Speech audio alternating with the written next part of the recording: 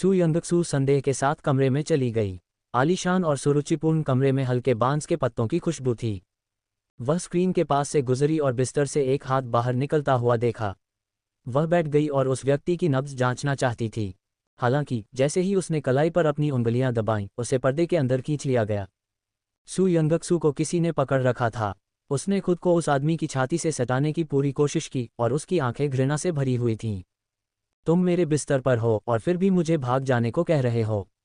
उस आदमी की चुंबकीय आवाज़ सू यंगक्सू के शरीर के चारों ओर लिपटे एक नर्म सांप की तरह थी। नौवां राजकुमार। सू यंगक्सुए का दिमाग फट गया। ये किस तरह की साजिश थी? क्या वह सचमुच इस आदमी के बिस्तर पर धोखे से लाई गई थी? अरे नहीं, वह वही था जिसने उसे बिस्तर पर घसीटा था। वह इतनी मूर्ख नहीं थी कि उसे धोखे से बिस्तर पर लाया जा सके। लेकिन क्या यही मुख्य मुद्दा था? मुद्दा ये था कि इस आदमी ने बेशर्मी से चिढ़ाते हुए कहा, आपकी प्रतिक्रिया थोड़ी प्यारी है। मेरा पैर बहुत प्यारा है। अपनी स्थिति और परवरिश के बावजूद सू यंगक्सू शाप देने से खुद को रोक नहीं सकी। चूंकि तुमने मुझे डांटा है, इसलिए तुम्हें दंड के लिए तैयार रहना चाहिए। काले घूंघट के पीछे से सू यंगक्सू ने उस आदमी की आंखों में गहरा रंग देखा। ये कुछ ऐसा था जिसे वह समझ नहीं पाए, लेकिन ये कुछ ऐसा था जिससे वह सहज रूप से डर गई थी। केवल एक मूर्ख ही उसके द्वारा दंडित किए जाने की प्रतीक्षा करेगा। चतुर सू यंगक्सू स्वाभाविक रूप से सीधे उससे बातचीत करेगी। महाराज, आपकी पुरानी चोटें अभी तक ठीक नहीं हुई हैं। क्या आपने वह दवा ली है जिसका मैंने पिछली बार उल्लेख किया था? चुईहान ने अपने हाथ उसके सिर के दोनों ओर रखे और उसका आधा वजन उस पर था। सू यंगक्सू ने दांत पीसते हुए कहा, बहुत बढ़िया, यह आदमी बहुत भारी था। इसीलिए आपने मुझे आमंत्रित करने के लिए बहुत सारा पैसा दिया क्योंकि आपके शरीर में कुछ गड़बड़ है। चुईहान ने सिर हिलाया। हाँ। हर बार जब वह कोई शब्द बोलता तो उसकी सांस सू यंगक्सुए के चेहरे पर पड़ती। तो चलिए मैं आपका इलाज करता हूँ महाराज। यदि वह बहुत देर से पहुंची तो क्या होगा यदि वह मर गया? चुईहान ने हंसते हुए कहा, ठीक है महाराज, पहले मुझे उठने दीजिए। आपके साथ ऐसा व्यवहार करना उचित नहीं है। सू यंगक्सू ने उसे दूर धकेलने का प्रयास किया, लेकिन उसे ये देखकर आश्चर्य नहीं हुआ कि वह उसे हिला नहीं सकी। चुईहान ने जानबूझकर उसे थोड़ा और दबाया। उसकी धीमी और कर्कश हंसी में तिरस्कार की झलक थी। मेडिकल सेंटर तुम्हारे बारे में शेखी बघार रहा है, लेकिन अब तुम मरीजों के साथ ऐसा व्यवहार नहीं कर सकते। तुम्हें जल्द से जल्द साइन बोर्ड फाड़ देना चाहिए। एक पल पहले चुईहान की आंखें अभी भी मुस्कुरा रही थीं, लेकिन अगले ही पल वह अचानक उठ खड़ा हुआ और उल्टी कर दी। सू यंगक्सू ने मौके का फायदा उठाकर बिस्तर से छलांग लगा दी। उसके मुंह के कोने उत्तेजक भाव से मुड़ गए। महाराज, क्या आप अभी भी मेडिकल सेंटर का साइन बोर्ड तोड़ने जा रहे हैं? चुईहान ने अपनी उंगली अपनी नाक की नोक पर रखी और थोड़ा भौहें सिकुड़ी। यह मीठा है। सू यंगक्सू ने सिर हिलाया और मुस्कुराए। महाराज, आपने मेरी दवा ली है, इसलिए आपके शरीर पर एफेड्रा की गंध है। तरबूज के तने और एफेड्रा का उल्टी को प्रेरित करने में बहुत अच्छा प्रभाव होता है। जब से आपने इसे आजमाया है, आपको कैसा महसूस हो रहा है? बुरा नहीं है। चुईहान ने अपना लबादा उठाया और बैठ गया। सू यंगक्सू द्वारा चिढ़ाए जाने के बाद उसने कोई गुस्सा नहीं दिखाया, लेकिन सू यंगक्सू बहुत गुस्से में थी। ये धोखा और लाभ उठाने की बात ऐसे ही भूल गई। महाराज, आप मुझे जेड पेंडेंट कब लौटाने की योजना बना रहे हैं? सू यंगक्सू की नज़रें चुईहान की कमर पर टिकी थीं। चुईहान ने जेड पेंडेंट को अपने हाथ में पकड़ा और अपनी उंगलियों से उसे धीरे से सहलाया। उसकी नाजुक हरकतें किसी महिला की त्वचा को सहलाने जैसी थीं। उसके परी जैसे चेहरे पर आलस्य की झलक थी। फिलहाल ऐसी कोई योजना नहीं है। सू यंगक्सू मुस्कुराए। बहुत बढ़िया, तो बेहतर है कि आप अपनी पुरानी बीमारी का इलाज किसी और से करवा लें। ये बदबूदार राजकुमार नरक में जा सकता है। सू यंगक्सू ने अपना गुस्सा दबाया और जाने के लिए मुड़ी। चुईहान ने एक रुमाल निकाला और इत्मीनान से कहा, मार्क्विस मैनर की पहली बेटी ने मुझे नुकसान पहुंचाने की कोशिश की। अगर मैं इस मामले की जांच करूं तो यह दिलचस्प होगा। सू यंगक्सू की आंखें ठंडी थीं। महाराज, आप मुझे फंसा रहे हैं। हालांकि आपने मेरे लिए जो दवा लिखी है उससे उपचार का प्रभाव पड़ता है, लेकिन यह मेरे शरीर को कमज़ोर भी कर सकती है, जिससे आपको जेड पेंडेंट चुराने का अवसर मिल सकता है। चुईहान ने सहजता से सू यंगक्सू के विचारों को उजागर कर दिया। सू यंगक्सू ने थोड़ा सा मुंह सिकोड़ा। तो क्या हुआ? आप, सम्मानित 9वें राजकुमार, ने किसी और का जेड पेंडेंट चुरा लिया है ना? बेशर्म शब्द अभी भी उसकी जुबान पर था जब सू यंगक्सू की आंखें चौड़ी हो गईं। हरामी, उसने उसका रुमाल कब चुराया? चुईहान ने भी सू यंगक्सू का रुमाल अपनी जेब में रख लिया। अगर मैं बेशर्म हूं तो ये दूसरी बात है, लेकिन तुम्हारा रुमाल मेरे लिए माफ़ी है। चुईहान, इसे मुझे वापस दे दो। सू यंगक्सुए उस पर झपटने से खुद को रोक नहीं सकी। दोनों लोग उलझे हुए थे, लेकिन सू यंगक्सु को नुकसान उठाना पड़ा। चुएहान ने उसे अपने कमरे में बंद कर दिया और उसे चीखने दिया। सू यंगक्सु का गुस्सा, जिसे वह लंबे समय से दबा रही थी, चुएहान पर फूट पड़ा। तुम मुझे कब तक यहाँ रखना चाहते हो?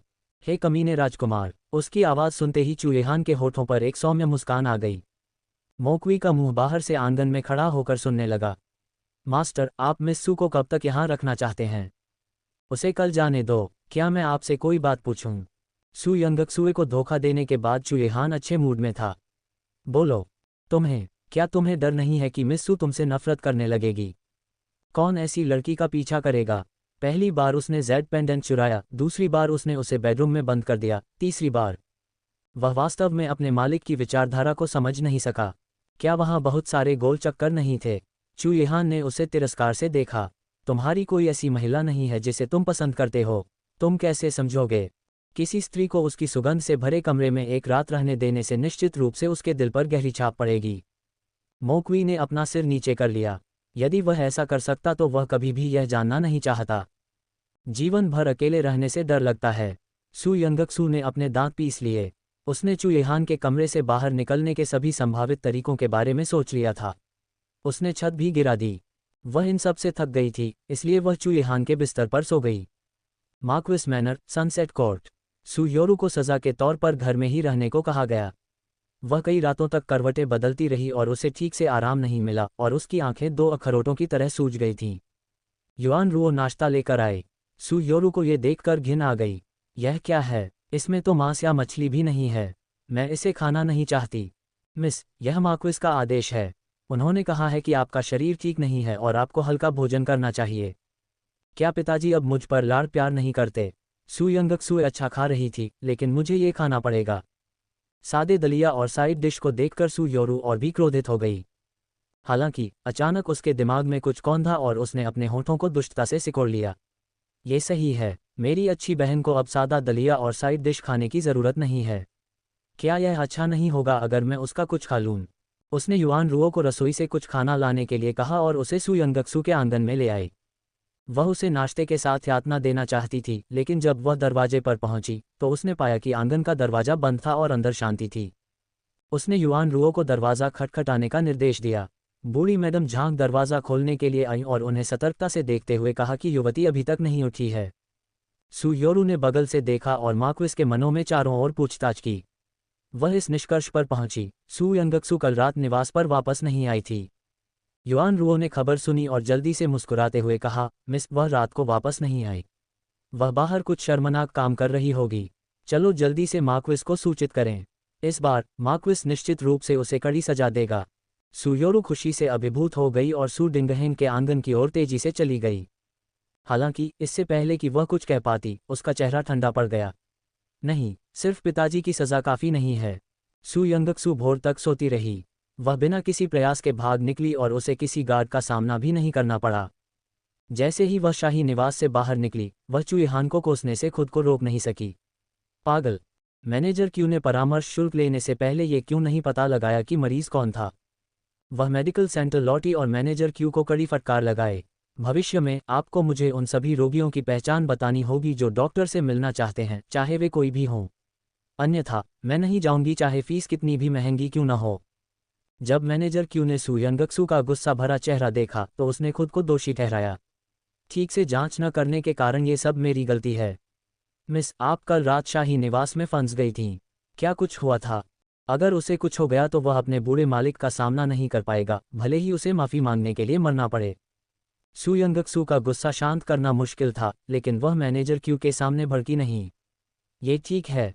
मैनेजर क्यू ने अपनी छाती थपथपाई और राहत महसूस की। हालांकि वह अचानक भौंचक्का रह गया। मिस, 9वें राजकुमार ने आपको निशाना बनाया। वह आपके लिए मुसीबत नहीं लाएगा, है न? चूंकि उसे आपकी पहचान के बारे में पहले से ही पता था, तो मेडिकल सेंटर 9वें शाही चाचा की कार्यशैली के बारे में सोचकर मैनेजर क्यू काम उठा। सू यंगक्सु की भौहें आपस में कसकर सिकुड़ी हुई थीं। चुएहान ने उसे निशाना बनाया होगा और उससे निपटना चाहता होगा, लेकिन वह केंद्र पर हमला नहीं करेगा। अपनी पहचान और तरीकों के साथ अगर वह केंद्र पर हमला करना चाहता तो कल रात ही इसे जमीन पर गिरा दिया गया होता।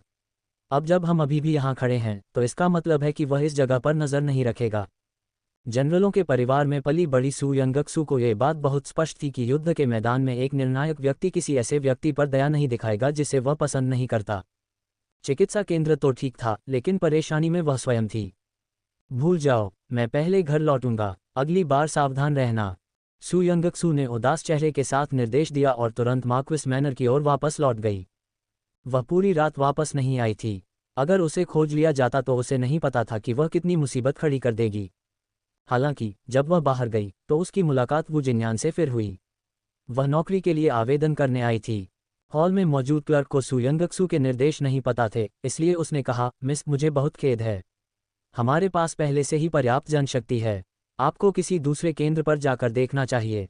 लेकिन यह विज्ञापन तो कल ही प्रकाशित हुआ है। वू जिन्यान ने विज्ञापन क्लर्क को थमा दिया।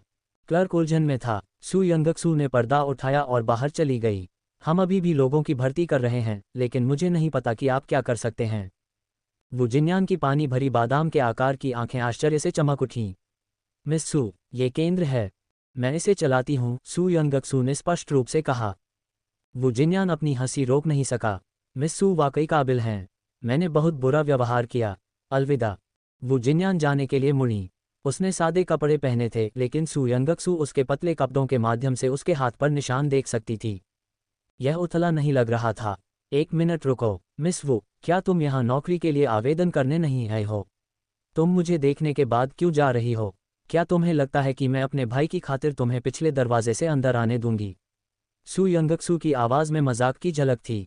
वू जिन्यान अपनी जगह पर रुक गई। उसकी अभिव्यक्ति उदासीन थी, लेकिन वह न तो अभिमानी थी और न ही विनम्र। मिस सू, मुझे पता है कि आप ऐसा नहीं करेंगी और मैं आपसे कुछ नहीं छिपा रही हूँ। बात बस इतनी है कि मुझे वाकई नौकरी की ज़रूरत है, लेकिन इसका भाई हाउ से कोई लेना देना नहीं है। इसका जनरल सू से कोई लेना देना नहीं है, इसलिए मैं आपको परेशान नहीं करूंगी। आप क्या कर सकते हैं? सू यंगक्सू ने उसे परखा और उसके स्पष्टीकरण की परवाह नहीं की। वू जिन्यान का चेहरा नाजुक था। वह सू यंगक्सू के सामने खड़ी हुई और शांति से बोली, मैं एक्यूपंक्चर और सुगंध में अच्छी हूँ। मैं औषधीय जड़ी बूटियों के बारे में थोड़ा जानती हूँ और शारीरिक श्रम भी कर सकती हूँ। सू यंगक्सू ने अपनी थोड़ी को छुआ। लेकिन तुम मंत्री की संपत्ति की बेटी हो। अगर मंत्री को पता चल गया और उसने तुम्हें दोषी ठहराया तो मेडिकल सेंटर का क्या होगा? वो जिन्यान मुस्कुराया। मिस सू, आप एक जनरल की बेटी हैं। आप मंत्री से क्यों डरेंगी? हालांकि मैं एक लड़की हूं, लेकिन मैं गरिमा के साथ काम कर रही हूं। इसका दूसरों से क्या लेना देना है? मैं आपको क्यों दोष दूं? वह गरिमामयी, सुंदर और सुसंस्कृत थी। वो जिन्यान का दर्जा ऊंचा नहीं था, लेकिन उसका स्वभाव सराहनीय था। सू यंगक्सू ने सिर हिलाया। मिस वो, चूंकि आपको नौकरी की ज़रूरत है, इसलिए मेरे क्लिनिक में लोगों की कमी है। अगर आप तैयार हैं तो आप जल्द से जल्द काम शुरू कर सकती हैं। हालांकि आपका इलाज दूसरों से अलग नहीं है। बेशक, मैं केंद्र के लिए और भी कुछ करूंगी। वो जिन्यान ने संकोच नहीं किया। सू यंगक्सू ने उसे यह अवसर दिया था, इसलिए उसने उसकी दयालुता स्वीकार कर ली। क्लर्क वो जिन्यान को पिछवाड़े में ले आया और उसे वर्दी और काम सौंप दिया। मैनेजर क्यू सुन रहा था और ध्यान से बोला, मिस, मैं मिस वू की अच्छी देखभाल करूंगा। सू यंगक्सू ने सिर हिलाया। उसे रक्त का थक्का जमाने वाली घास से बना कुछ मरहम दे दो। और ठीक है, तुमने कहा था कि वह अक्सर फूफेंग सेंटर जाती है। वह कौन सी जगह है? मैनेजर क्यू ने जवाब दिया, वह जगह खास तौर पर बूढ़ों, कमज़ोरों और युवाओं को रखने के लिए इस्तेमाल की जाती है। हालांकि शाही दरबार ने पैसे आवंटित किए हैं, लेकिन भ्रष्ट अधिकारी गरीबों और कमज़ोरों पर दया नहीं करेंगे। मिस वू की माँ फूफेंग सेंटर में पली बड़ी थीं। मिस वू उस जगह के बूढ़ों, कमज़ोरों और बच्चों का खास ख्याल रखती हैं। वह शुरू से ही अमीर नहीं है। अब जब वह काम की तलाश में निकली है तो वह उन लोगों के लिए काम कर रही होगी। सू यंगक्सू की वू जिन्यान के बारे में धारणा और भी अच्छी हो गई। केवल एक दयालु व्यक्ति ही अपने भाई को पूरे दिल से प्यार कर सकता है। जब वह मार्क्विस मैनर में वापस लौटी तो उसने बहुत सारी गपशप सुनी। वह पूरी रात वापस नहीं लौटी और हर कोई अफवाह फैला रहा था कि उसका किसी के साथ प्रेम प्रसंग चल रहा है। जब तक वह आंगन के प्रवेश द्वार पर नहीं पहुंची, बूढ़ी मैडम झांग मार्क्विस मैनर में टहलते हुए उसके लौटने का इंतजार कर रही थी। जब उसने उसे देखा तो बूढ़ी मैडम झांग ने उसे खींच लिया और उसे सब कुछ बता दिया। सू यंगक्सू ने अविश्वास में अपने होंठ सिकोड़ लिए। उसके लिए ऐसे विचार रखना वाकई कठिन है। वह एक रात चुयेहान के घर में सोई थी। उसे पता ही नहीं चला कि सू योरू कब कहानीकार बन गई और कहानियां गढ़ने में इतनी माहिर हो गई। तुम दुष्ट बेटी, जल्दी करो और अंदर आओ। सू डिंगहिंग की उग्र दहाड़ के साथ कप टूटने की आवाज़ भी आ रही थी। सू यंगक्सू धीरे धीरे अंदर आए। पिताजी, आपका शरीर ठीक नहीं है। हमेशा अपना आपा मत खोइए। तुमने इतना बेशर्मी भरा काम किया और फिर भी मेरी सेहत की परवाह करते हो।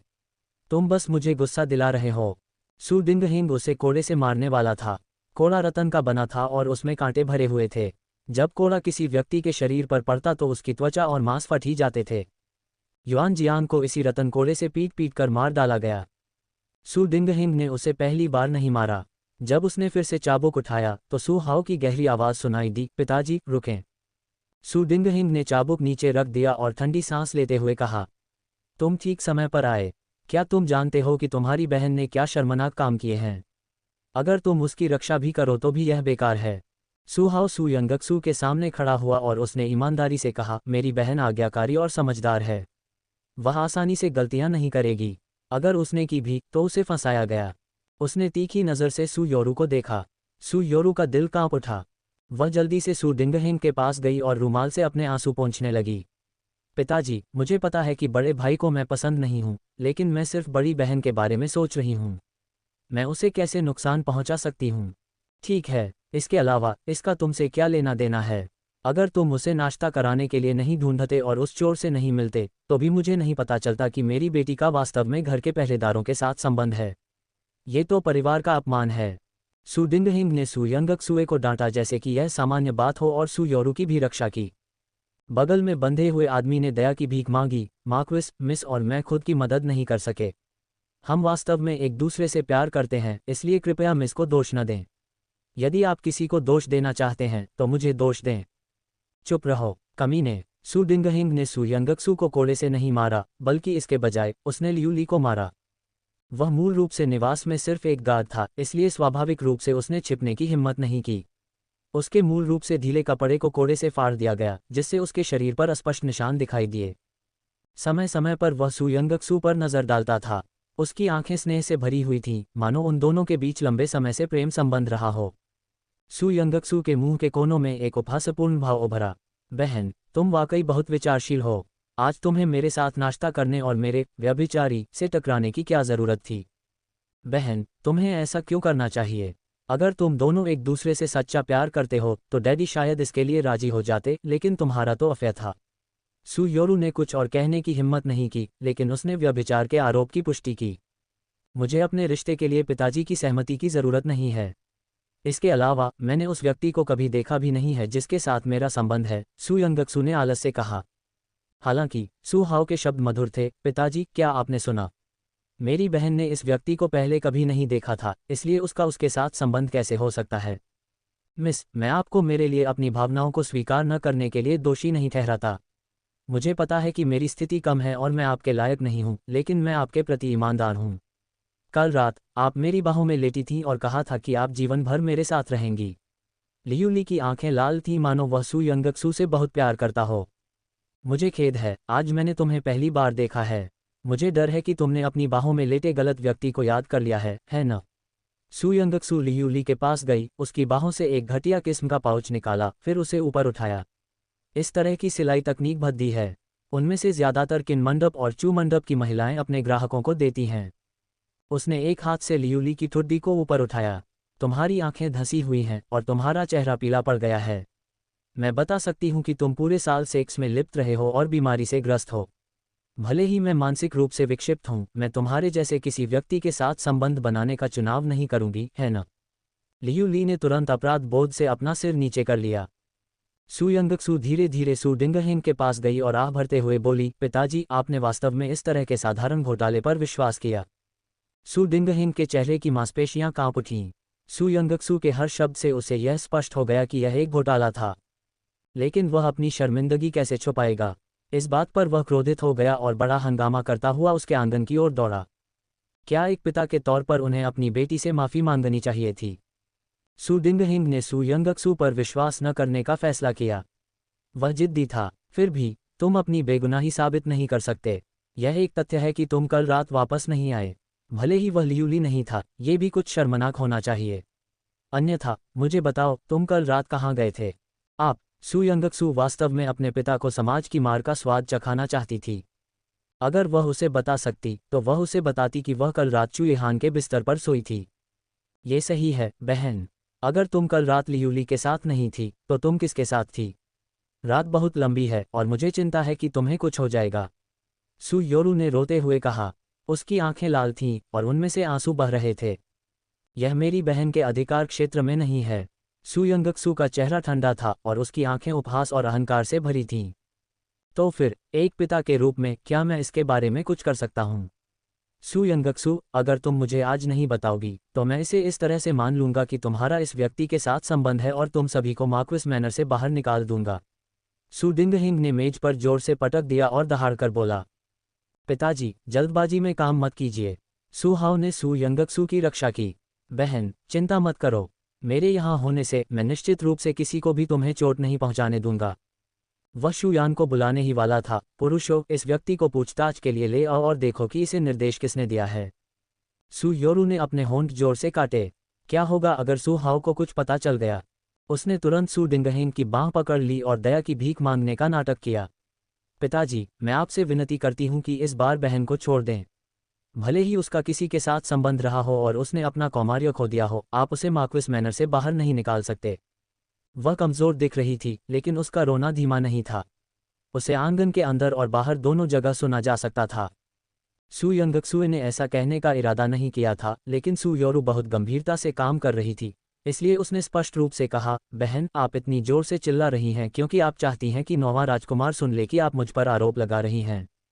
नौवां राजकुमार, नौवां राजकुमार। सू योरू और सू डिंगहिंग दोनों स्तब्ध थे। यहाँ तक कि सू हाओ भी उसे घूर कर देखने लगा। बहन, इसका नौवें राजकुमार से क्या लेना देना है? क्या ये कल रात की बात हो सकती है? ये सही है, नौवां राजकुमार मेरे लिए गवाही दे सकता है। कल रात मेरा किसी के साथ कोई संबंध नहीं था। सू यंगक्सुए की निगाहें शांत थीं और ऐसा लग रहा था जैसे उसकी आंखों में हजारों तारे हों। सू हाओ ने अपने होंठ सिकोड़े। तो मैं अभी जाकर महामहिम को आपके लिए आमंत्रित करूंगा। वह निश्चित रूप से आपकी बेगुनाही साबित करेंगे। रुको, तुम इतने बेशर्म कैसे हो सकते हो कि नौवें राजकुमार के करीब पहुंच जाओ? तुम्हें कोई शर्म नहीं है? सू डिंगहिंग का चेहरा लाल हो गया था। जब उसने चुएहान के बारे में सोचा तो उसे सम्मान और डर दोनों महसूस हुआ, खासकर जब उसने चुएहान की ठंडी निगाहें देखीं। उसने उसकी आंखों में देखने की भी हिम्मत नहीं की। बहन, बकवास मत करो। तुम्हारा मामला छोटा है, लेकिन अगर तुम नौवें राजकुमार को परेशान करोगी तो तुम पूरे मार्क्विस मैनर को फंसा दोगी। सू योरू ऊपर से डरी हुई दिख रही थी, लेकिन वह पहले से ही अपने दिल में दांत पीस रही थी। उसे इस बात पर यकीन नहीं हुआ। चाहे कुछ भी हो जाए, वह इस बात पर यकीन नहीं करेगी। सू यंगक्सू का नौवें राजकुमार से क्या संबंध हो सकता है? भले ही नौवें राजकुमार ने उस बूढ़े आदमी की खातिर उसे जिनसिंग दिया हो, नौवां राजकुमार इतना सुंदर और कुलीन था। वह एक बुरे नाम वाले मूर्ख पर कैसे मोहित हो सकता था? मुझे नहीं पता कि मैं मार्क्विस मैनर को फंसाऊंगी या नहीं, लेकिन जो लोग मुझे फंसाना चाहते हैं उनका अंत निश्चित रूप से अच्छा नहीं होगा। सू यंगक्सू की निगाहें चाकू की तरह तेज थीं। यदि ये लोग उसकी मासूमियत पर दाग लगाना चाहते थे तो उन्हें ये देखना था कि क्या उसमें आसानी से हार मान लेने वाले व्यक्ति के गुण हैं। उसने सू योरू की ईर्ष्या और सू डिंगहिंग के डर को देखा और धमकी दी, पिताजी, अगर आपको मुझ पर विश्वास नहीं है तो आप मेरे भाई से मेरे लिए नौवें राजकुमार को आमंत्रित करने के लिए कह सकते हैं। आप नौवें राजकुमार से पूछ सकते हैं कि क्या कल रात मेरा किसी के साथ संबंध था।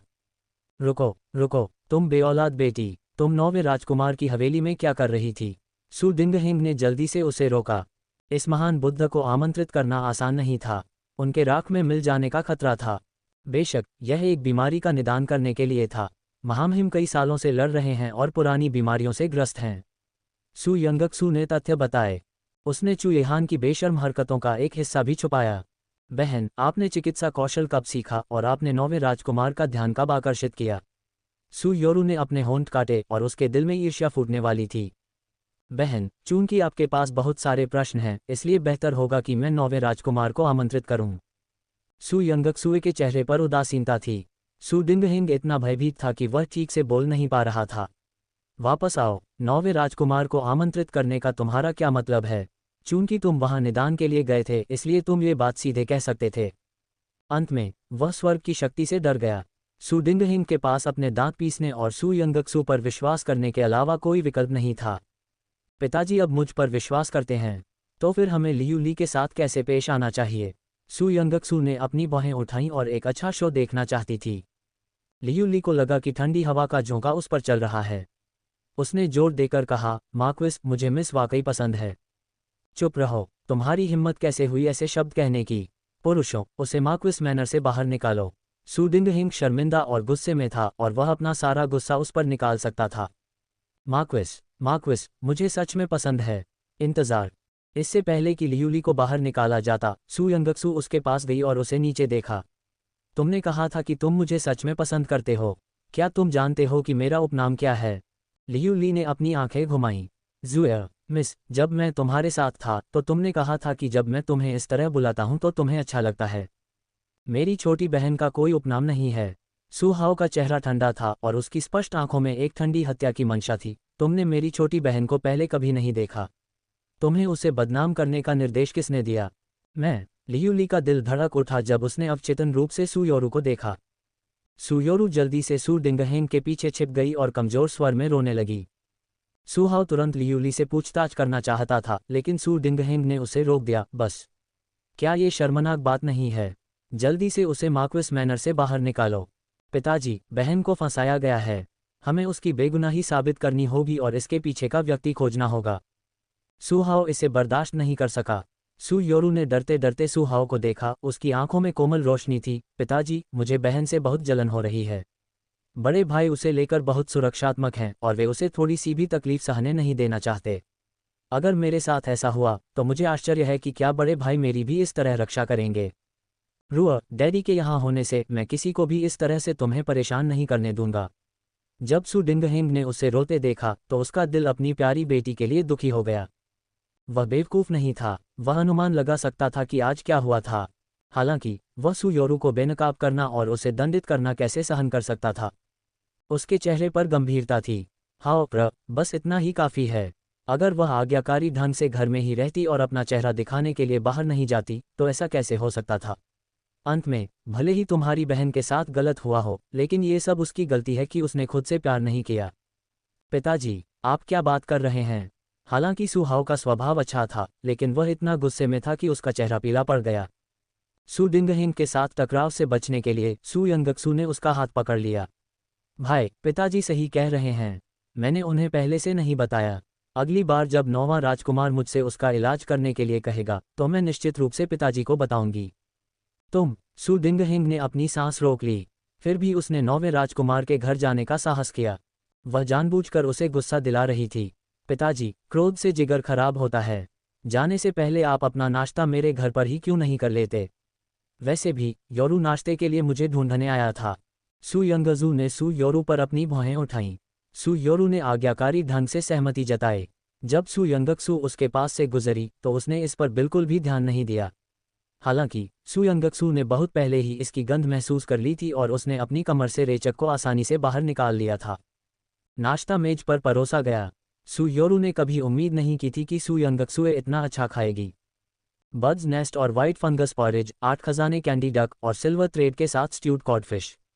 यह मार्क्विस मैनर के भोज से भी ज्यादा शानदार था। सुबह के कुछ प्लेट दलिया और साइड डिश को याद करके सु योरू के दिल में ईर्ष्या ज्वालामुखी की तरह फट पड़ी। लेकिन सबके सामने उसे पूरी ताकत से ये सब सहना पड़ा। सु डिंगहेंग की भौहें भी कसकर सिकुड़ गई थीं। इन चीज़ों को खरीदने के लिए तुम्हें पैसे किसने दिए? वह, मार्क्विस, इन सभी व्यंजनों को खाने में भी सक्षम नहीं था, लेकिन सु यंगक्सु के चेहरे पर एक सामान्य भाव था। सु यंगक्सु का स्वर शांत था। मैंने इसे चुराया या छीना नहीं। पिताजी, चिंता न करें। कमीने, जब तुम्हारे पास इतनी चांदी है तो तुम इसे मुझे क्यों नहीं दे देते ताकि मैं तुम्हारे पास रह सकूं? सु डिंगहेंग के दिल में गुस्सा जल उठा। वह इन सभी वर्षों में मार्क्विस मैनर के खातों का प्रभारी था और उसने अपने निजी खजाने में काफ़ी पैसा जमा कर लिया था। उसे उम्मीद नहीं थी कि सु यंगक्सु के पास अभी भी पैसे हैं और उसने सम्मान के कारण उसे कुछ नहीं दिया। क्या मुझे अपना हर पैसा तुम्हें देना होगा? इसके अलावा माँ ने मुझे 10 दुकानें दी थीं, मैंने पिताजी को 9 दी और उनमें से 6 बंद हो गईं। पिताजी, आपकी क्षमता सीमित है, आपको परेशान न करना ही बेहतर है। सु यंगक्सु ने शांति से चिड़िया का घोंसला खाया, इस तथ्य को पूरी तरह से अनदेखा करते हुए कि उसने सु डिंगहेंग के चेहरे पर थप्पड़ मारा था। सु डिंगहेंग गुस्से से भर गया। उसने अपनी आस्तीनें उतारी और चला गया। उसने मन ही मन तय कर लिया था कि जब सु यंगक्सु आसपास नहीं होगी तो वह निश्चित रूप से ठीक से जांच करेगा। उसके पास इतना पैसा कहाँ से आया? सु योरू भी चले गए। सु हाओ ने गहरी भौहें सिकुड़ी और मेज पर मुक्का मारा। पिताजी बहुत ज्यादा हैं। वह तो अपनी बहन के पैसों के खिलाफ भी षड्यंत्र करना चाहता था। शश, भाई, सुनो। सू यंगक्सुए ने अपनी तर्जनी उंगली अपने होठों पर रखी और उसकी आंखों में चालाकी की झलक दिखाई दी। सू हाओ ने अपनी सांस रोक ली और अचानक उसे आंगन से पफ पफ की आवाज सुनाई दी। सू योरू तुरंत चिल्लाए, आह! ये कैसे हो सकता है? मेरी ड्रेस! फिर से फुफकारने की आवाजें आने लगीं। सू योरू चिल्लाए, अपना चेहरा ढंक लिया और भाग गई। जीलान मुस्कुराते हुए अंदर आए। मिस योरू, वह! हा हा हा! सू यंगक्सुए के मुंह के कोने सिकुड़ गए और मुस्कान उसकी आंखों तक पहुंच गई। सू हाओ को अंदाजा हो गया कि क्या हुआ है। पहले तो वह थोड़ा शर्मिंदा हुआ, लेकिन जब उसने सू यंगक्सु को मुस्कुराते हुए देखा तो उसे बहुत सुकून मिला। 9वें राजकुमार का भवन। मोक्यू ने लियूली को पकड़ लिया और उसे राजकुमार की हवेली में वापस ले आया। साथ ही उसने चू येहान को मार्क्विस के मनों में हुई सारी बातें बताईं जो उसने छत से देखी थीं। चू येहान ने जेड पेंडेंट को लपेटने के लिए सू यंगक्सु के रुमाल का इस्तेमाल किया। उसकी आंखें बर्फ की तरह ठंडी थीं जो हजारों सालों तक नहीं पिघलेंगी।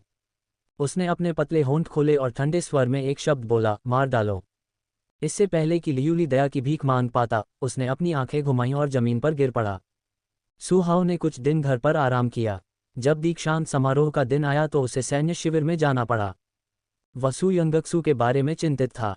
उसे सहज महसूस कराने के लिए सू यंगक्सु उसे चिकित्सा केंद्र ले आए। केंद्र के पीछे वाले हॉल में सू हाओ ने आश्चर्यचकित होकर पूछा, ये वही दुकान है जो माँ तुम्हारे लिए छोड़ी थी? ये सही है। देखो मैंने बिजनेस कैसे मैनेज किया। सू यंगक्सु को थोड़ा गर्व हुआ और सू हाओ बहुत खुश हुआ। ये बहुत अच्छा चल रहा है। उसकी बहन ने उसे फिर से आश्चर्यचकित कर दिया था। उसे और भी अधिक आश्चर्य मसाले और जड़ी बूटी की दुकान के सामने खड़े व्यस्त व्यक्ति को देखकर हुआ। वू जिन्यान ने आसमानी नीले रंग की पारंपरिक पोशाक पहनी हुई थी। वह एक महिला को दवा के उपयोग के बारे में समझाते हुए मुस्कुरा रही थी। सू हाओ एक युवा लड़के की तरह उसके पास गया, उसकी आंखें खुशी से भरी हुई थीं। यान ए, तुम यहाँ क्यों हो? छोटी बच्ची, ये तुम्हारा पति ही होगा। वह बहुत सुंदर है। तुम दोनों में बहुत मेल है। महिला ने अपना मुंह ढक लिया और हंसने लगी, फिर दवा ली और चली गई। वू जिन्यान ने सू हाओ को मुस्कुराते हुए देखा और कोमल आवाज में कहा, मैं यहाँ काम करता हूँ मिस सू। वह मेरे साथ बहुत अच्छा व्यवहार करती है। काम? क्या तुम्हारे पिता को पता है? क्या तुम्हारे परिवार ने तुम्हारे लिए चीजें मुश्किल बना दी हैं? सू हाओ का दिल बेचैन हो गया। वह जानता था कि वू जिन्यान घर पर मुश्किल समय से गुजर रही थी। अब जब वह सार्वजनिक रूप से काम करने के लिए बाहर आई है तो उसे डर था कि उसके दिन और भी कठिन हो गए होंगे। नहीं, मैं ठीक हूँ। वू जिन्यान के चेहरे पर मुस्कान गर्म हवा की तरह गर्म थी। वू जिन्यान को पता था कि सू हाओ घर पर अपनी स्थिति के बारे में चिंतित था, इसलिए उसने उसे सांत्वना देने की पूरी कोशिश की। मेरे पिता ने कभी इस बात की परवाह नहीं की कि मैंने क्या किया। जब तक मैं मंत्री की संपत्ति को शर्मिंदा नहीं करती तब तक कोई भी मुझे नहीं रोकेगा। लेकिन तुम्हें दिन में यहाँ काम करना है और रात में फूफेंग सेंटर जाना है। क्या ये बहुत थका देने वाला नहीं है? पहली बार सू हाओ को लगा कि वह बेकार है। उसका दिल वू जिन्यान के लिए दुखी था, लेकिन उसे नहीं पता था कि वह उसकी मदद कैसे कर सकता है। यान अगर तुम तैयार हो तो मैं। भाई, सू यंगक्सु ने सू हाओ की बात बीच में ही रोक दी और उसे एक तरफ खींच लिया। वू जिन्यान मरीज को दवा देने वाला था। सू हाओ के शब्द जो उसने बहुत समय से तैयार किए थे बीच में ही रुक गए। उसके माथे पर भारीपन की लकीर थी। बहन, तुम मुझे ये कहने क्यों नहीं देती? मैं उससे शादी करना चाहता हूँ और उसे एक स्थिर जीवन जीने देना चाहता हूँ। भाई, अगर तुम मुझसे अभी शादी करने के लिए कहोगे तो मुझे डर है कि भविष्य में उसका जीवन शांतिपूर्ण नहीं रहेगा। इसके अलावा वह तुम्हें फिर कभी नहीं देख पाएगी। सू यंगक्सु ने अपना सिर हिलाया। अपने भाई की भावनात्मक बुद्धिमत्ता के कारण उसे वू जिन्यान के साथ मिलने के लिए उसकी मदद की जरूरत होगी। क्यों? वह अब बहुत कठिन जीवन जी रही है। मुझे मत बताओ कि तुम्हें लगता है कि मार्क्विस मैनर की यंग मैडम बनना मुश्किल नहीं है। उसके पास कोई पारिवारिक पृष्ठभूमि और पूंजी नहीं थी जिस पर वह भरोसा कर सके, तो मार्क्विस मैनर में उसके दिन कैसे आसान हो सकते थे? और क्या तुम्हें लगता है कि पिताजी तुम्हारी उससे शादी के लिए सहमत होंगे? सू यंगक्सु ने सोचा कि उसका भाई समझ गया कि उसका क्या मतलब था। सू हाओ का दिल भारी हो गया। अगर मैं एक और निवास स्थापित कर सकता तो उसे इतना कठिन जीवन नहीं जीना पड़ता। भाई, तुम मिलिट्री कैंप में पले बड़े हो, इसलिए तुम नहीं समझते कि एक महिला के लिए जीवित रहना कितना मुश्किल है। मिस वू ने बचपन से ही बहुत कुछ सहा है। आज वह अपनी बुद्धि से जहाँ है वहाँ पहुँचना उसके लिए पहले से ही आसान नहीं है। उससे शादी करके उसे एक आरामदायक जीवन देने के बजाय उसे अपने हुनर को विकसित करने देना और आपसे खुलकर शादी करने के लिए पर्याप्त ताकत देना बेहतर है। सू यंगक्सुए की आंखें चमकदार और सुंदर थीं, जैसे वसंत में धूप। ऐसा नहीं था कि सू हाओ ने अपने शब्दों के बारे में नहीं सोचा था। ये रास्ता बहुत कठिन है। मैं नहीं चाहती कि वह इतनी मेहनत करे। लेकिन भाई, तुम तो हमेशा युद्ध के मैदान में रहते हो। तुम हर समय उसके साथ कैसे रह सकते हो? सू यंगक्सू की भौहें फड़क उठीं। सू हाओ तुरंत अवाक रह गई और थोड़ी उदास हो गई। मैं वास्तव में ऐसा नहीं कर सकती। लेकिन मुझे लगता है कि मिस वू ये कर सकती हैं। सू यंगक्सू ने दृढ़ता से कहा। जब सू हाओ फिर से पिछले हॉल से बाहर आया तो उसका हाव भाव पहले से ज्यादा शांत था। उसके सुंदर चेहरे पर एक चमकदार मुस्कान थी। यान ए, मैं तुमसे फिर मिलने आऊंगा। तुम अपना ख्याल रखना। वू जिन्यान ने शर्म से अपना सिर नीचे कर लिया और उसकी आवाज़ बेहद कोमल थी। हाँ, पिछली बार वाला पाउच। मैं इसे हर दिन अपने साथ लाता हूँ। सू हाओ ने जल्दी से अपनी जेब से पाउच निकाला और उसे दिखाया, फिर उसे एक खजाने की तरह रख दिया। वू जिन्यान को अपने दिल में एक गर्म धारा महसूस हुई। वह बेहद भावुक हो गई। वह जिस बात से डरती थी वह उसके और सू हाओ के बीच की स्थिति का अंतर नहीं था। उसे जिस बात की परवाह थी वह थी उसके लिए उसकी भावनाएं। वह जानती थी कि वह इसे बहुत प्रिय मानता है। ये हर दिन की थकाव और कठिन जिंदगी में उसे सहारा देने के लिए पर्याप्त था। मार्क्विस मैनर में सू योरू ने खुद को गंदा कर लिया। न केवल उसकी छवि खराब हुई, बल्कि वह बेहद असहज भी थी। जब वह वापस आई तो उसने पाया कि उसकी कमर पर लगा रेचक गायब हो गया था। जब वह कमज़ोर होकर बिस्तर पर लेटी हुई थी तो उसने घृणा से चिल्लाते हुए कहा, सू यंगक्सू, तुमने मुझे नुकसान पहुंचाया। उसने युआन रुओ को सू जिनिक्सुआन की तलाश करने और सू यंगक्सू की जांच करने का निर्देश दिया। उसे उसके ठिकाने के आधार पर पता लगाना था कि वह हाल ही में क्या कर रही थी। जब सू जिनिक्सुआन ने समाचार भेजा तब सू योरू अभी भी इतनी कमज़ोर थी कि वह बिस्तर से उठ भी नहीं पा रही थी। जब उसे पता चला कि सू यंगक्सू ने टोंगचांग मेडिकल सेंटर खोला है तो उसकी आंखों में निर्दयता की चमक आ गई। युआन रुओ, मेरा संदेश जिनिक्सुआन तक पहुंचा दो। वह चाहती थी कि सू यंगक्सू का मेडिकल सेंटर बंद हो जाए। सू यंगक्सू लगातार कुछ दिनों तक मरीजों का इलाज करने के लिए बाहर गई और कुछ अमीर परिवारों की दीर्घकालिक बीमारियों को ठीक किया। उसे बहुत सारा पारिश्रमिक और उपहार मिले। मैनेजर क्यू ने खुश होकर अकाउंट बुक पलटी। आधे महीने से भी कम समय में हमने दसियों हजार टेल चांदी बना ली है। मिस वाकई कमाल की हैं। सू यंगक्सू ने सिर हिलाया। पूंजी के साथ हम और भी काम कर सकते हैं। मिस, आप और क्या करना चाहती हैं? मैनेजर क्यू बहुत उत्साहित था। उसे लगा कि सू यंगक्सू और भी आश्चर्य और अविश्वसनीयता ला सकती है। सू यंगक्सू ने खिड़की खोली और सड़क के उस पार की इमारत की ओर इशारा किया। उस इमारत में जाओ और मिस वू से पूछो कि क्या वह तैयार है। इससे पहले कि वह अपनी बात पूरी कर पाती, नीचे हंगामा मच गया। मजबूत आदमियों का एक समूह मेडिकल सेंटर में घुस गया। नेता ने दवाइयों का एक थैला मेज पर पटक दिया और चिल्लाया, ये कौन सा मेडिकल सेंटर है? मैंने आपकी दवा खा ली है और मेरी हालत खराब हो गई है। क्या आप मुझे मारने की कोशिश कर रहे हैं? मैनेजर क्यू जल्दी से नीचे गया और उसके सामने चला गया। सर, चलो बात करते हैं।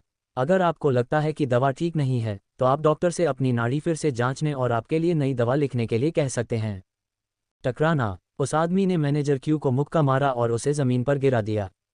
फिर उसने अपना हाथ हिलाया और अपने पीछे खड़े अपने भाइयों को आदेश दिया, उसे मारो, उसे कुचल दो, इस काले दिल वाले क्लिनिक को तोड़ दो और उन्हें लोगों को नुकसान पहुंचाने मत दो। क्लिनिक में मरीजों की भीड़ थी। जब उन्होंने ये दृश्य देखा तो वे सभी क्लिनिक से बाहर भाग गए।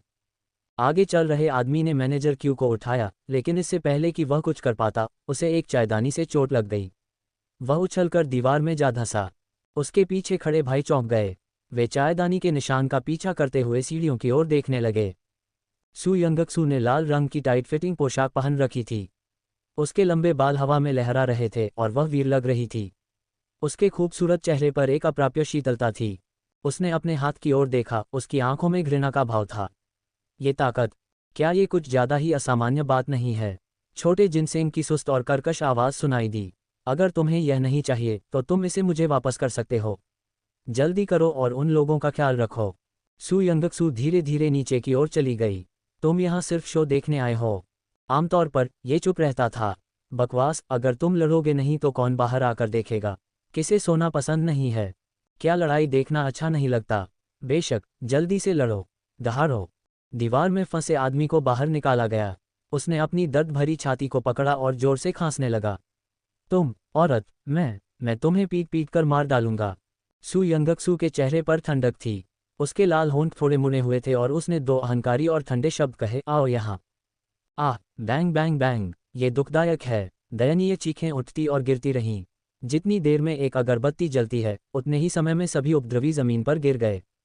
सू यंगक्सू ने आगे चल रहे आदमी पर कदम रखा और मैनेजर क्यू को आदेश दिया, सरकारी कार्यालय को सूचित करें कि कोई व्यक्ति परेशानी पैदा कर रहा है। हाँ मिस। मैनेजर क्यू ने कमर पर हाथ रखकर लोगों को निर्देश दिए, लेकिन सरकारी दफ्तर से लोगों के आने से पहले ही लोगों का ये समूह भाग चुका था। सू यंगक्सू ने उन्हें जानबूझकर नहीं रोका। सरकारी दफ्तर से लोगों के आने के बाद उसने सहयोग किया और क्लिनिक को साफ करने से पहले उनके बयान दर्ज किए। मैनेजर क्यू ने अपनी दुखती कमर को सहलाया और बहुत हैरान हुआ। मेडिकल सेंटर को कौन निशाना बना रहा है? सू यंगक्सू ने थोड़ा सा मुंह सिकोड़ा। वे लोग बलिष्ठ हैं और उनकी मार्शल आर्ट कमज़ोर नहीं है। वे सैनिक हैं। सैनिक? हमारा केंद्र उन्हें क्यों अपमानित करेगा? मैनेजर क्यू को समझ में नहीं आया, लेकिन जो बात उसे और भी हैरान कर गई वह थी, मिस, आप वास्तव में जनरलों के परिवार की शेरनी हैं। आपके कौशल असाधारण हैं। सू यंगक्सू के होठों के कोने फड़क उठे, लेकिन उसने यह नहीं कहा कि यह सब लिटिल जिनसेंग की बदौलत था। जहां तक आज मेडिकल सेंटर में तोड़फोड़ करने आए लोगों का सवाल है, तो उसे उनकी सावधानीपूर्वक जांच करनी थी। उसने सू हाओ को इसके बारे में बताया। जब सू यूरो को सू जिनेक्सुआन का संदेश मिला तो उसे पता चला कि न केवल उनके लोगों ने केंद्र को नष्ट नहीं किया, बल्कि उन्हें सू यंगक्सू ने सबक भी सिखाया। उसने गुस्से में अपने दांत पीस लिए और लापरवाही से एक मूल्यवान जेड टुकड़ा तोड़ दिया। युआन रुओ उसके लिए थोड़ा चिंतित थी। मिस, हम इस तरह नहीं चल सकते। अगर सू यंगक्सू के पास पैसा और ताकत होने के बाद वह हमसे निपटने आती है, तो आपके दिन और भी बुरे हो जाएंगे। सू योरू की नौकरानी होने के नाते वह अपने बारे में भी सोच रही थी। अगर मार्क्विस मैनर में सू योरू की हैसियत गिर गई तो उसका जीवन अच्छा नहीं होगा। सू योरू का चेहरा काला पड़ गया। बेशक मुझे पता है। हालांकि वह व्यक्तिगत रूप से सामने आकर सू यंगक्सू की प्रतिष्ठा को बर्बाद नहीं कर सकती थी। केवल उसके पिता सू डिंगहेंग ही बुरे आदमी की भूमिका निभा सकते थे। सू डिंगहेंग को जल्द ही यह खबर मिली कि सू यंगक्सू ने सड़क पर किसी की पिटाई कर दी है। खास तौर पर जब उसे पता चला कि मेडिकल सेंटर कितना बड़ा है, तो सू डिंगहेंग इतना गुस्सा हुआ कि उसका चेहरा हरा हो गया। इस बेवफा बेटी के हाथ में इतना बड़ा मेडिकल सेंटर है और उसने इसे मुझे नहीं सौंपा। क्या वह अब भी मुझे अपना पिता मानती है? पिताजी, इतनी छोटी सी बात पर नाराज मत होइए। बहन जो पैसे कमाती है वह निश्चित रूप से आपके प्रति पितृभक्ति दिखाने के लिए उपयोग किए जाते हैं। सू योरू बहुत समझदार थी। उसने कोमल आवाज में सू डिंगहेंग को सांत्वना दी। सू डिंगहेंग को संतुष्टि महसूस हुई। रुआ, तुम सबसे ज्यादा पुत्रवत हो। तुम्हारी बहन उस विद्रोही बेटी के विपरीत जो मेरी पीठ पीछे काम करती है। अगर वह अपने कमाए हुए पैसे मुझे यानी अपने पिता को नहीं सौंपती तो वह देशद्रोह करेगी। सू डिंगहेंग ने शाम तक इंतजार किया जब सू यंगक्सू वापस आए। उसने उससे कहा कि वह मेडिकल सेंटर की सारी आय उसे सौंप दे और उसे इसका प्रबंधन करने दे। सू यंगक्सू के चेहरे पर एक व्यंग्यात्मक भाव था। पिताजी, अगर आप उस दुकान का प्रबंधन कर सकते हैं जो मैंने आपको पहले दी थी, तो आपको मेडिकल सेंटर के राजस्व के बारे में सोचने की ज़रूरत नहीं होगी। तुम क्या कह रही हो? तुम मेरी बेटी हो, इसलिए तुम जो पैसा कमाती हो, क्या वह मेरा नहीं है? सू डिंगहेंग आश्वस्त था और अपने लालच को संतुष्ट करने के लिए सू यंगक्सू को नियंत्रित करना चाहता था। तो फिर जब तुमने मुझे मारा था तब तुमने ये क्यों नहीं सोचा कि मैं तुम्हारी बेटी हूँ? क्या तुमने मुझे कुछ अच्छा दिया था, या तुमने मुझ पर पहले भी बहुत प्यार किया था? सू यंगक्सू के मुंह के कोने एक उपहासपूर्ण चाप में मुड़ गए। सू डिंगहेंग का चेहरा तुरंत लाल हो गया। उसने अपना हाथ उठाया और सू यंगक्सू को थप्पड़ मारना चाहा। सू यंगक्सू ने अपना सुंदर चेहरा ऊपर उठाया और उसकी आंखों में एक ठंडी चमक दौड़ गई, जिससे सू डिंगहेंग का हाथ बीच हवा में रुक गया। उसकी डरावनी निगाहों ने सू डिंगहेंग को झिझकने पर मजबूर कर दिया। एक पल की हिचकिचाहट के बाद सू यंगक्सू वहां से चली गई। उसे कल भी मरीजों को देखना था और वह सू डिंगहेंग के साथ समय बर्बाद नहीं करना चाहती थी। सू डिंगहेंग ने उसे डांटा और जाने लगी। कमीने, पति पत्नी के प्रति अनादर दिखाने वाली बेटी, तुम अवज्ञाकारी और पति पत्नी के प्रति अनादर दिखाने वाली हो। पिताजी, नाराज मत होइए। रुआ का दिल दुखेगा। सू योरू ने सही समय पर अपनी पितृभक्ति प्रदर्शित की। इस तुलना से सू डिंगहेंग ने सू यंगक्सू के प्रति घृणा से अपने दांत पीस लिए। मुझे कल ही उसका मेडिकल सेंटर संभालना होगा। वह सू यंगक्सू को इतना लाभदायक व्यवसाय कैसे करने दे सकता था? पिताजी, मुझे डर है कि यह इतना आसान नहीं होगा। आजकल सड़कों पर अफवाहें हैं कि बहन की मार्शल आर्ट बहुत मजबूत है और उसने अपने नंगे हाथों से कई निर्दोष लोगों को हराया है। सू योरू की नम आंखों में डर का भाव झलक रहा था। सू डिंगहेंग ने भी भौहें सिकोड़ी। मुझे नहीं पता कि इस बेवफा बेटी ने मार्शल आर्ट कब सीखी, लेकिन मैं उससे कैसे डर सकता हूँ? पिताजी, मैं नहीं चाहती कि आप गुस्से के कारण अपना स्वास्थ्य खराब करें। यदि आप मेडिकल सेंटर वापस लेना चाहते हैं तो आप पहले मेडिकल सेंटर की देखरेख के लिए किसी को क्यों नहीं भेजते और इसे फिलहाल चालू होने से क्यों नहीं रोकते। बहन से इस बारे में चर्चा करने के बाद आप व्यक्तिगत रूप से किसी को भेजकर इसे संभाल लेंगे। सू योरू की शुद्ध और निर्दोष आंखों में आंसू चमक उठे। वह कोमल और विचारशील थी। सू डिंगहिंग मुस्कुराए और सिर हिलाया। यह एक अच्छा विचार है। अगली सुबह उन्होंने मार्क्विस मैनर के सैनिकों को चिकित्सा केंद्र को घेरने के लिए भेजा। किसी को भी अंदर जाने या बाहर जाने की अनुमति नहीं थी और उन्हें केंद्र संचालित करने की अनुमति नहीं थी। कई मरीज दरवाजे के बाहर खड़े होकर आहें भरने लगे। मैनेजर क्यूई इन लोगों के समूह से बात करना चाहता था, लेकिन वे बिल्कुल भी नहीं बोलते थे। जब तक वे एक कदम आगे बढ़ने की हिम्मत करते, उन्हें पीटा जाता और मनमाने ढंग से डांटा जाता। सुबह सुबह वू जिन्यान बहुत चिंतित हो गई जब उसने देखा कि केंद्र को घेर लिया गया है और मैनेजर क्यूई और अन्य लोग अंदर फंस गए हैं। मैनेजर क्यू ने उसे भीड़ में देखा और उसकी ओर सिर हिलाकर इशारा किया कि वह उसके करीब न आए, क्योंकि हो सकता है कि वह पकड़ी गई हो। फिर उसने पिछवाड़े की ओर इशारा किया। वू जिन्यान पिछवाड़े की ओर गया और मैनेजर क्यू ने दरवाजे की दरार से एक नोट बाहर फेंका। वू जिन्यान ने उस पर लिखे शब्द देखे, Beijing governor Liang manner, miss की तलाश में। वू जिन्यान लियांग मैनर की ओर भागी। वह अंदर नहीं जा सकी और केवल दरवाजे के बाहर ही इंतजार कर सकी। 2 घंटे बाद सू यंगक्सू, जो काली घूंघट और बांस की टोपी पहने हुए थी, बाहर आए। वू जिन्यान ने जल्दी से उसे बताया कि क्या हुआ था। सू यंगक्सू ने भौहें सिकुड़ी और मेडिकल सेंटर की ओर भागने ही वाली थी कि वू जिन्यान ने उसे रोक दिया। वे मार्क्विस मैनर के लोग हैं। क्या तुमने सोचा है कि उनसे कैसे निपटना है? तुम्हें कैसे पता कि यह मार्क्विस मैनर से कोई है? सू यंगक्सू की आंखों में आश्चर्य की झलक दिखाई दी। वे मार्क्विस मैनर के सैनिकों की तरह कपड़े पहने हुए हैं, लेकिन जियांगडू सिटी में केवल 2 मार्क्विस मैनर हैं जो सैनिकों को रखने के योग्य हैं। अन्य पुराने मार्क्विस बिना किसी कारण के हमारे मेडिकल सेंटर को निशाना नहीं बनाएंगे, है ना? वू जिन्यान ने थोड़ा भौहें सिकोड़ी। वह चौकस और सावधान थी। सू यंगक्सू 2 कदम आगे पीछे चली, फिर मुड़कर लियांग मनो के क्षैतिज बोर्ड को देखने लगी। वह एक सुनसान जगह पर गई, कुछ दवा लेने के लिए मेडिसिन किंग घाटी में गई और फिर लियांग मनो में वापस आ गई। उसने श्रीमती लियांग की छिपी हुई बीमारी का इलाज किया और उसका असर बहुत बढ़िया रहा। जब श्रीमती लियांग ने देखा कि वह वापस आ गई है तो उसने मुस्कुराते हुए उसका स्वागत किया। क्या तुम कुछ छोड़कर आए हो? सू यंगक्सू के स्वर में खेद का भाव था। मैडम, मैं आपके लिए दवाई छोड़कर आया हूँ। क्या आपने पहले ही 7 दिनों की दवा नहीं लिखी थी? श्रीमती लियांग ने उत्सुकता से पूछा। मैं जो दवाइयाँ लाई हूँ वो सब छोड़ दूंगी, बस इसलिए कि भविष्य में मैं तुम्हारा इलाज न कर सकूं और तुम्हारे ठीक होने में देरी हो जाए। सू यंगक्सू ने धीरे से आह भरी। क्यों? क्या ऐसा हो सकता है कि आप किसी तरह की परेशानी में हैं? या आप इधर उधर घूमने जा रही हैं? श्रीमती लियांग घबरा गईं। उनकी छिपी हुई बीमारी कई सालों से ठीक नहीं हुई थी। सू यंगक्सू के इलाज के बाद वह काफ़ी हद तक ठीक हो गई। अगर वह उसका और इलाज नहीं कर पाती तो उसे फिर से तकलीफ उठानी पड़ती। सू यंगक्सू के स्वर में खेद और लाचारी थी। मैं मूल रूप से टोंगचांग मेडिकल सेंटर में डॉक्टर थी। अब जब किसी कारण से मेडिकल सेंटर पर प्रतिबंध लगा दिया गया है तो मैं केवल जियांगडू शहर छोड़ सकती हूँ। कौन इतना दुस्साहसी है कि बिना किसी कारण के मेडिकल सेंटर को सील कर दे? श्रीमती लियांग का रुतबा बहुत ऊंचा था, इसलिए जब उन्होंने ये सुना तो वे क्रोधित हो गईं। डरो मत, मैं तुरंत अपने पति से इस मामले को सुलझाने के लिए कहूंगी। सू यंगक्सू वू जिन्यान को वापस जागीर में ले आए और उसने अपनी आंखों से लियांग जिन को जागीर में प्रवेश करते देखा। जब सू डिंगहिंग ने नौकर की रिपोर्ट सुनी तो वह बहुत हैरान हुआ। वह यहाँ क्यों है? उसका लियांग जिन के साथ कभी ज्यादा रिश्ता नहीं रहा था और लियांग जिन एक ईमानदार व्यक्ति था। वह बिना किसी कारण के महल में कभी नहीं आया, तो वह अचानक मार्क्विस मैनर में क्यों आया? सू डिंगहिंग के पास कोई सैन्य पद नहीं था और वह कई वर्षों तक एक सिविल अधिकारी के रूप में काम कर चुका था। फिर भी वह लोगों के साथ व्यवहार में बहुत ही चतुर था। उन्होंने लियांग जिन को मुख्य हॉल में आमंत्रित किया और उनके मनोरंजन के लिए सबसे महंगे बर्फ के अंकुर का इस्तेमाल किया। चाय की खुशबू हॉल में फैल गई, लेकिन लियांग जिन के चेहरे पर कोई भाव नहीं था। उसने ठंडे स्वर में कहा, मार्क्विस, क्या तुम मुझे अस्तित्वहीन समझते हो? सू डिंगहिंग ये सोचकर दंग रह गया कि उसने कभी भी लियांग जिन को नाराज नहीं किया था। लॉर्ड लियांग, आप क्या कह रहे हैं? हम एक ही राजवंश के अधिकारी हैं, मैंने हमेशा आपका सम्मान किया है। मार्क्विस, तुम जानबूझकर कानून तोड़ते हुए भी मेरा सम्मान कर रहे हो।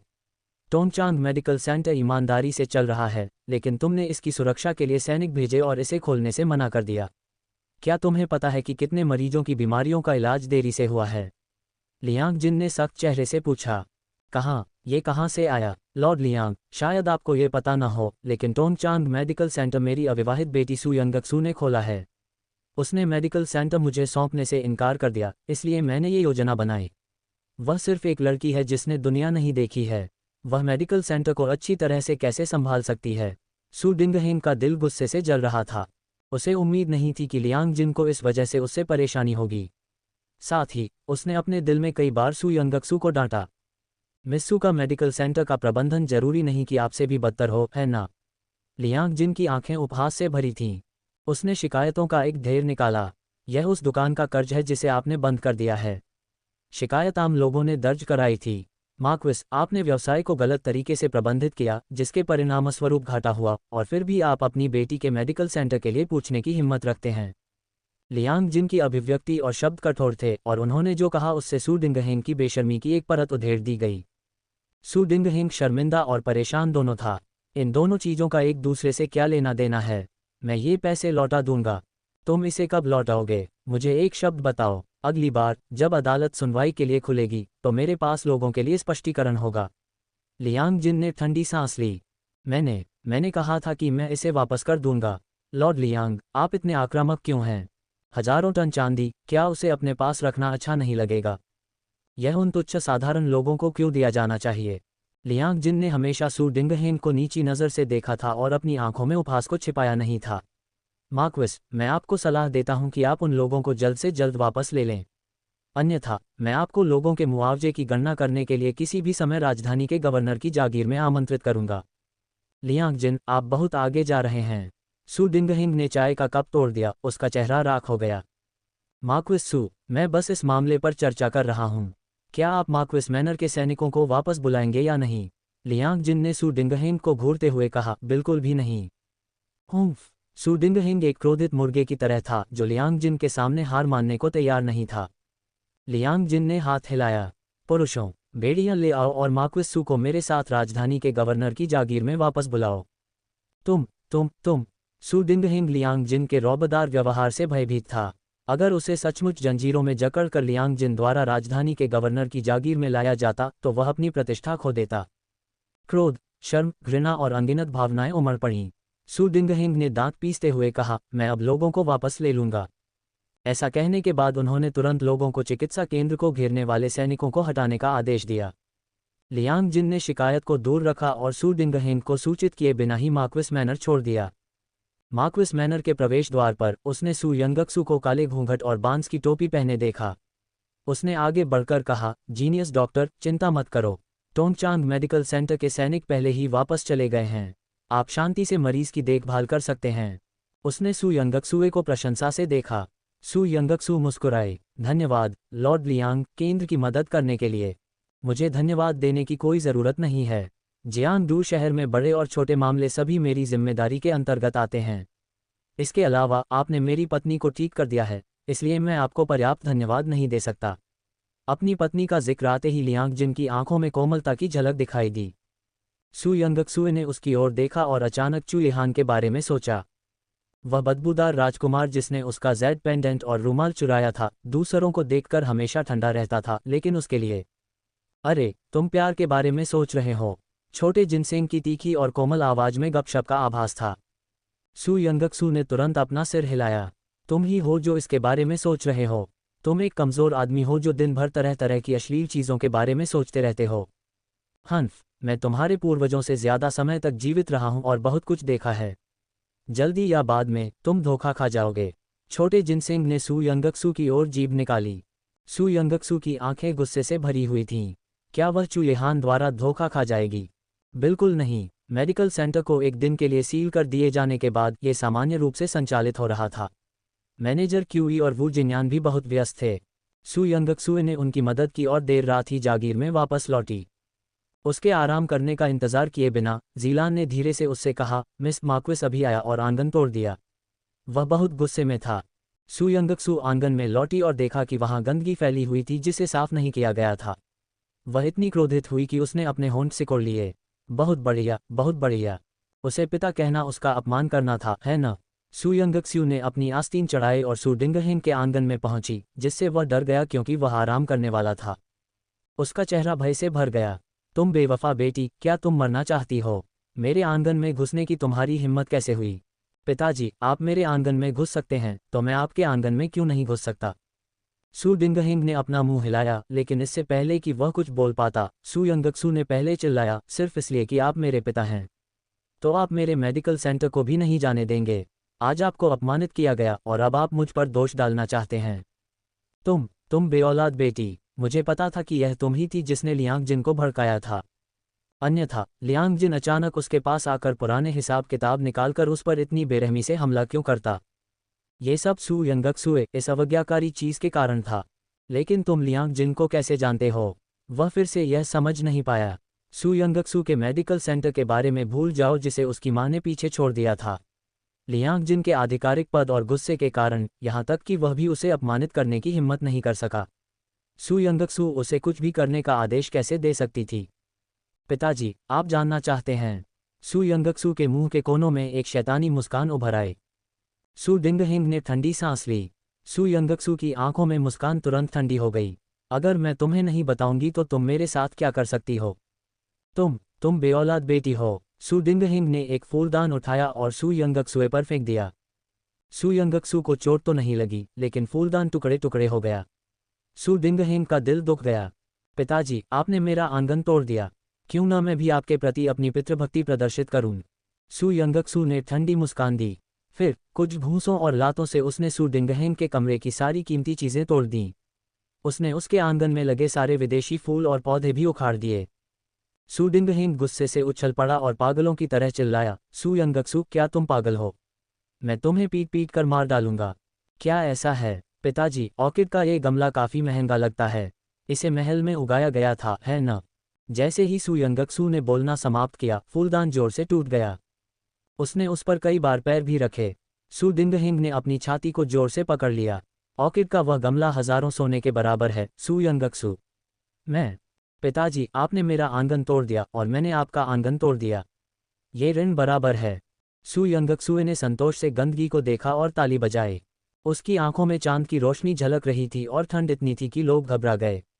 पिताजी, जहां तक मेरे मेडिकल सेंटर को घेरने के लिए लोगों को भेजने की बात है, मैं इसे भी आपके साथ ठीक से निपटा दूंगा। तुम कमीने। सू डिंगहिंग ने उस खजाने को पकड़ लिया जिसे सू यंगक्सू ने तोड़ दिया था और चिल्लाया। उसकी दयनीय आवाज़ पूरे मार्क्विस मैनर द्वारा सुनी जा सकती थी। झीलन ने दरवाजे के बाहर से देखा और जल्दी से सू यंगक्सू को एक रुमाल थमा दिया। उसकी आंखें श्रद्धा से भरी हुई थीं। मिस, आपने बहुत मेहनत की है। जल्दी से अपना पसीना पोंछ लें। सू यंगक्सुए ने उसके मुलायम गालों को चुटकी से दबाया और उसकी प्रशंसा की, कितनी विचारशील। झीलन को याद आया कि कैसे सू यंगक्सू ने सू डिंगहेंग को खुश करने की पूरी कोशिश की थी जब सू डिंगहेंग उससे घृणा करता था। अब जब उसने उसे इस तरह देखा तो उसे विशेष रूप से राहत महसूस हुई। सू यंगक्सू ने उसके सिर पर हाथ फेरा। आज मैंने अपनी मांसपेशियों और हड्डियों का व्यायाम किया और अब मैं अच्छी नींद लेने जा रही हूँ। कल मुझे और भी ज़रूरी काम करने हैं। ठीक है। झीलन भी सू यंगक्सू की तरह उत्साहित हो गई। अगली सुबह सू यंगक्सू झीलन को बाहर ले गई और अनाज और तेल की दुकान पर गई। ये दुकान भी सू यंगक्सू की मां ने छोड़ दी थी। पहले उसने मूर्खतापूर्वक इसे सू डिंगहेंग को दे दिया था। ये सू डिंगहेंग के हाथों में 3 दुकानों में से एक थी जो पैसे नहीं खोती थी और सबसे अधिक लाभदायक थी। सू डिंगहेंग ने उसका मेडिकल सेंटर बंद कर दिया ताकि वह उसकी दुकान वापस ले ले। उसे याद आया कि उसके पिछले जन्म में इस दुकान का प्रबंधन करने वाला व्यक्ति सू डिंगहेंग का विश्वासपात्र झांग क्यों था। बुढ़ापे में उसका एक बेटा हुआ, लेकिन उसका सबसे छोटा बेटा जन्मजात कमी के साथ पैदा हुआ था। वह अपनी जान बचाने के लिए पूरे साल दवाएं खाता रहा, लेकिन फिर भी वह 8 साल से ज्यादा नहीं जी सका। अगर उसने समय की गणना की तो वह इस साल के अंत में मर जाएगा। सू यंगक्सू ने झांग क्यू को अनाज और तेल की दुकान में पाया और सीधे उसे अपने आने का उद्देश्य बताया। ये दुकान मेरी मां ने छोड़ दी थी। अब आपको खाता बही मुझे सौंप देनी चाहिए और मुझे इसकी देखभाल करने देना चाहिए। झांग क्यू ने सुना था कि सू यंगक्सू पहले से अलग है, लेकिन फिर भी वह अवचेतन रूप से उसे तिरस्कार से देखता रहा। मिस, क्या आप हिसाब किताब पढ़ पाती हैं? क्या आप जानती हैं कि व्यापार कैसे करना है और दुकान का प्रबंधन कैसे करना है? मिस को तुम्हें सिखाने की ज़रूरत नहीं है। तुम्हें बस ये जानना है कि तुम्हारी बॉस मिस है और कोई और नहीं। जीलान ने रौबदार अंदाज में कहा। झांग क्यू ने आंखें घुमाईं। मैं सिर्फ मार्क्विस के आदेश सुनता हूँ। अगर और कुछ नहीं है तो कृपया चले जाएं। मेरे पास करने के लिए ज़्यादा कुछ नहीं है। मुझे नहीं पता कि अगर आपका गंभीर रूप से बीमार बेटा ठीक से इलाज नहीं करवाता है तो वह इस साल से ज़्यादा जी पाएगा या नहीं। सू यंगक्सू की आंखों में अफसोस की एक झलक दिखाई दी। इतना कहने के बाद वह खड़ी हुई और जाने वाली थी। झांग की अचानक घबरा गई। रुको मिस, तुम्हारा क्या मतलब था? क्या ऐसा हो सकता है कि तुम्हारे पास मेरे बेटे की बीमारी को ठीक करने का कोई तरीका हो? मिस द्वारा संचालित टोंगचांग मेडिकल सेंटर ने हाल ही में एक प्रतिभाशाली डॉक्टर को काम पर रखा है। क्या मैनेजर झांग ने इसके बारे में नहीं सुना है? जीलान ने चंचलता से आंख मारी। झांग क्यू ने इस बारे में ध्यान से सोचा और टोंगचांग मेडिकल सेंटर को याद किया।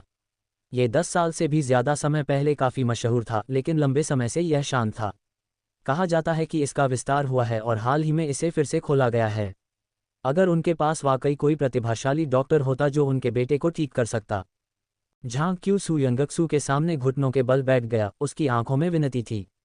अगर मिस के मेडिकल सेंटर का प्रतिभाशाली डॉक्टर मेरे बेटे को ठीक कर सकता है तो मैं आपके लिए अपना सर्वश्रेष्ठ करने को तैयार हूँ। अपने बेटे को लेकर मेरे साथ मेडिकल सेंटर चलो। ठीक है। झांग क्यू इतना उत्साहित था कि वह तुरंत अपने बेटे को गोद में लेने घर गया और उसे मेडिकल सेंटर ले आया। वह अपने बेटे के साथ जीनियस डॉक्टर को दिखाने जाना चाहता था, लेकिन मैनेजर क्यू ने उसे मुस्कुराते हुए रोक दिया। माफ़ी चाहता हूँ, जब जीनियस डॉक्टर परामर्श कर रहे हों तो बाहरी लोगों को पास आने की अनुमति नहीं है। झांग क्वी के पास बाहर इंतजार करने के अलावा कोई विकल्प नहीं था। 2 घंटे बाद सू यंगक्सू अपने बेटे को बाहर ले आया। उसका बीमार और दुबला पतला बेटा अब सू यंगक्सू का हाथ पकड़कर नीचे की ओर चल रहा था। झांग क्यू की आंखें अविश्वास से चौड़ी हो गईं। बेटा, तुम चल सकते हो? हाँ पिताजी, मुझे बहुत अच्छा लग रहा है। इसके अलावा मुझे बहुत भूख लगी है। बच्चे के चेहरे पर मुस्कान आ गई। झांग क्यू ने उत्साह से सिर हिलाया। मैं तुम्हें रात के खाने के लिए घर ले आऊँगा। झांग क्यू ने अपने बेटे को उठाया और सू यंगक्सू के सामने झुककर प्रणाम किया। धन्यवाद मिस, मेरे बेटे को बचाने के लिए। दुकान आपकी है, इसलिए मैं इसे ज़रूर लौटा दूंगा। मैनेजर झांग, अगर आप तैयार हैं तो मैं अब भी आपको दुकान का प्रबंधन करने दूंगा। हालांकि अब से दुकान मेरी होगी। सू यंगक्सुए का चेहरा ठंडा था और उसका स्वर उग्र था। झांग किक्स को अपनी शंकाएं थीं, लेकिन वह ये बता सकता था कि सू डिंगहेंग की तुलना में, जो बस बैठी हुई थी और अपने श्रम के फल का आनंद ले रही थी, सू यंगक्सु अधिक निर्दयी और निर्णायक थी। वह एक बेहतर बॉस थी। उसने दांत पीसकर सिर नीचे कर लिया और कहा, जब तक मेरा बेटा ठीक है मैं तुम्हारी दुकान ज़रूर संभाल लूँगा। ये पहली दवा है, इसे अपने बेटे को इस पर लिखे नुस्खे के अनुसार दीजिए। मैं गारंटी देता हूं कि वह एक सामान्य बच्चे की तरह बड़ा होगा, लेकिन अगर आपने मुझे धोखा दिया तो। सू यंगक्सू की आंखों में खून की प्यासी चमक थी। झांग क्यू डर से कांप उठा। मेरी हिम्मत नहीं होगी। सू डिंगहेंग के प्रति अपनी वफादारी और अपने बेटे के जीवन के बीच झांग क्यू स्वाभाविक रूप से बाद वाले को चुनेगा। आखिरकार कोई भी अपने वंश को नहीं छोड़ेगा। सू यंगक्सू द्वारा अनाज और तेल की दुकान पर कब्जा करने की खबर सू डिंगहेंग के कानों तक पहुंच गई। सू डिंगहेंग को चालू महीने के लिए दुकान का राजस्व नहीं मिला था। जब उसने देखा कि उसके मूल रूप से दसियों हजार टैल चांदी सू यंगक्सू के बटुए में जा रही है, तो वह इतना क्रोधित हुआ कि उसे लगभग खून की उल्टी आ गई। वह सू यंगक्सुए के आंगन में जाकर उसे तहस नहस करना चाहता था, लेकिन तभी उसे याद आया कि उसका आंगन तो सू यंगक्सुए ने तोड़ दिया था। वह छोटी छोटी शिकायतों का बदला ले लेती थी। अगर वह फिर से उसका आंगन तोड़ती तो क्या उसे और भी ज्यादा तकलीफ नहीं होती। सू डिंगहेंग इतना गुस्से में था कि वह इधर उधर चक्कर लगाता रहा। वह सू यंगक्सू के वापस आने और उसे डांटने का इंतजार करना चाहता था, लेकिन उसे इसकी बिल्कुल भी परवाह नहीं थी। इसके बजाय उसने उसे अनदेखा कर दिया। सू यंगक्सू को पता था कि सू डिंगहेंग ने चांदी खो दी है और वह अपना गुस्सा दबा रही थी। वह बहुत खुश थी और उसने आंगन में नौकरों को इनाम दिया। उसने उन्हें बेहतर खाना भी दिया। सू योरू सू यंगक्सू के आंगन से गुजरी। वह भी अंदर पक रही दावत की खुशबू को महसूस करने से खुद को नहीं रोक सकी। झीलन और बूढ़ी मैडम झांग ने पकाने के लिए पक्षियों के ताजे घोंसले खरीदे। दरवाजे पर सू योरू को देखकर झीलन जोर से हंस पड़ी और बोली, चाची झांग, ये पक्षी का घोंसला वाकई बहुत महंगा है। ये बहुत पौष्टिक होना चाहिए। ये सही है, हमारी मिस कमाल की हैं। हमारे जैसे नौकर भी मिस के साथ चिड़िया का घोंसला खा सकते हैं। मिस ने हमें 3-3 टैल चिड़िया के घोंसले इनाम में दिए हैं। हमें अपना पेट भरना है। झीलान और बूढ़ी मैडम झांग आंगन में प्रवेश करते समय बातें करने लगे और हंसने लगे। जब सू योरू ने उनकी बातें सुनी तो उसका चेहरा गुस्से से तमतमा उठा। तुम दोनों घटिया नौकरानियां 3 तायल के बराबर चिड़िया का घोंसला खाने की हकदार नहीं हो। उन्हें क्या अधिकार है? युवा मिस, सबसे बड़ी युवा मिस बहुत ज्यादा है। आपके पास हर दिन सिर्फ 1 या 2 टैल के बराबर चिड़िया का घोंसला होता है। क्या वह साफ साफ दिखावा नहीं कर रही है? युआन रुओ की आंखों में कड़वाहट थी। वे दोनों ही मिस सर्व कर रहे थे। जीलान और बूढ़ी मैडम झांग के पास खाने के लिए 3-3 टैल के बराबर चिड़िया के घोंसले थे, लेकिन उसने पहले कभी चिड़िया के घोंसले की गंध भी नहीं ली थी। सू योरू ने अपने हाथ में रुमाल घुमाया। वह दिखावा नहीं कर रही है। वह जानबूझकर मेरे चेहरे पर थप्पड़ मार रही है। वह इतनी क्रोधित थी कि वह शिकायत करने के लिए सू डिंगहेंग के पास दौड़ी और कहा कि उसे भी प्रतिदिन 3 टैल के बराबर चिड़िया के घोंसले चाहिए। 9वें राजकुमार का भवन। मोक्यू ने मार्क्विस मैनर की बात चुएहान को बताई। महाराज, मिस सू ने मार्क्विस सू को इतना गुस्सा दिलाया कि उसे खून की उल्टी हो गई। उसके हाथ में सैन्य पुस्तक उबाऊ थी। जब चुएहान ने यह सुना तो उसके मुंह के कोनों में एक मोहक मुस्कान उभर आई। सू यंगक्सू, तुम्हारे पास और कितने आश्चर्य हैं? मोक्वी के होंठ फड़क उठे। आश्चर्य? पूरे जियांगडू शहर में एकमात्र व्यक्ति जो अपने पिता को खून की उल्टी करवा सकती थी, वह शायद मिस सू थी, है ना? बेशक वह अलग है। चुएहान का चेहरा गर्व से भरा हुआ था, मानो वह अपनी महिला की प्रशंसा कर रहा हो। मोक्वी उत्सुक थी। मास्टर, क्या यही कारण है कि आप उसे पसंद करते हैं? वह असाधारण रूप से निर्दयी थी। चुएहान की आंखें ठंडी चमक उठीं। उथला। क्या वह केवल उसकी विशिष्टता में ही रुचि रखता था? सू डिंगहिंग गुस्से से बेहोश हो गया और खून की उल्टी करने लगा। इस तथ्य के कारण कि वह उसका जैविक पिता था, सू यंगक्सू ने उसे ठीक होने के लिए दवा की एक खुराक दी। दवा पीने के बाद सू डिंगहेंग को काफ़ी बेहतर महसूस हो रहा था, लेकिन जब उसने सुना कि यह सू यंगक्सुए थी जिसने उसे दवा दी थी, तो वह तुरंत फिर से बेहोश हो गया। दवा का असर होने से उसे दोबारा खून की उल्टी नहीं हुई, लेकिन उसके दिल में गुस्सा पत्थर की तरह जम गया था। यह इतना दर्दनाक था कि वह बिस्तर से उठ भी नहीं पा रहा था। सू योरू ने सू डिंगहेंग को दवा पीने में मदद की। उसके पास अपना गुस्सा निकालने के लिए कोई जगह नहीं थी। अगर हम उसे इतना घमंडी रहने देंगे तो वह हमारी सारी पारिवारिक संपत्ति छीन लेगी। ये सही है, मिस। यदि आप कोई रास्ता नहीं सोचती हैं तो मार्क्विस के पास ज़्यादा पैसे नहीं बचेंगे। युआन रुओ भी बहुत चिंतित थी। सू योरू गर्म तवे पर पड़ी चींटी की तरह थी। अगर वह सू यंगक्सू से निपटना चाहती थी तो उसे समझना होगा। सू जिनेक्सुआन ने जांच के लिए जो व्यक्ति भेजा था वह उसे रिपोर्ट करने आया था।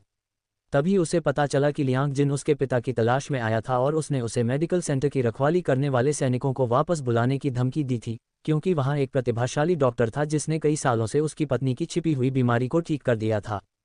लियांग जिन हमेशा अपनी पत्नी से प्यार करता था और इसीलिए उसने ऐसा किया।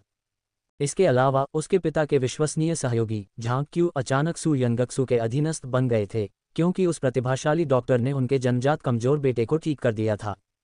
इस बारे में बात करते हुए सू यंगक्सू अपने प्रतिभाशाली डॉक्टर की वजह से ये सब हासिल करने में सक्षम थी। यदि उसका वह प्रतिभाशाली डॉक्टर मर गया तो वह अब कितने समय तक जीवित रह सकती है? सू योरू की आंखों में क्रूरता की झलक दिखाई दी। उसने तुरंत अपने कपड़े बदले और महल की ओर चल पड़ी। चिकित्सा केंद्र पर सू यंगक्सू अभी अभी परामर्श से लौटी थी, तभी उसने केंद्र के बाहर एक आलीशान गाड़ी खड़ी देखी। अंदर बैठे लोग जमीन पर घुटनों के बल बैठे थे। एक हिजड़े ने तीखी आवाज में कहा, जीनियस डॉक्टर, फरमान स्वीकार करें। सू यंगक्सुए ने थोड़ा सा मुंह सिकोड़ा और धीरे से घुटनों के बल बैठ गई। नपुंसक ने शाही आदेश खोला और उसे जोर से पढ़ा, प्रतिभाशाली डॉक्टर की चिकित्सा कौशल शानदार है और आपको विशेष रूप से कंसोर जियांग का इलाज करने के लिए महल में बुलाया गया है। सू यंगक्सू का दिल बैठ गया। सम्राट ने उसे कंसोर जियांग का इलाज करने के लिए क्यों कहा? जब उसे शाही आदेश मिला तो खोजे ने उससे कहा कि कल दोपहर को उसे महल में ले जाने के लिए एक गाड़ी आएगी। उसने उसे अच्छी तरह से तैयार होने के लिए कहा और उसे कंसोर जियांग को ठीक करना था। फरमान सुनाने वाले नपुंसक ने सोचा कि वह एक आम महिला है और उसे विशेष रूप से याद दिलाया, पत्नी जियांग सम्राट के लिए एक अनमोल व्यक्ति है। यदि आप पत्नी जियांग को ठीक कर सकते हैं तो सम्राट निश्चित रूप से आपको बहुत बड़ा इनाम देंगे। आप अपने जीवन के बाकी समय में अनंत वैभव और धन का आनंद लेंगे।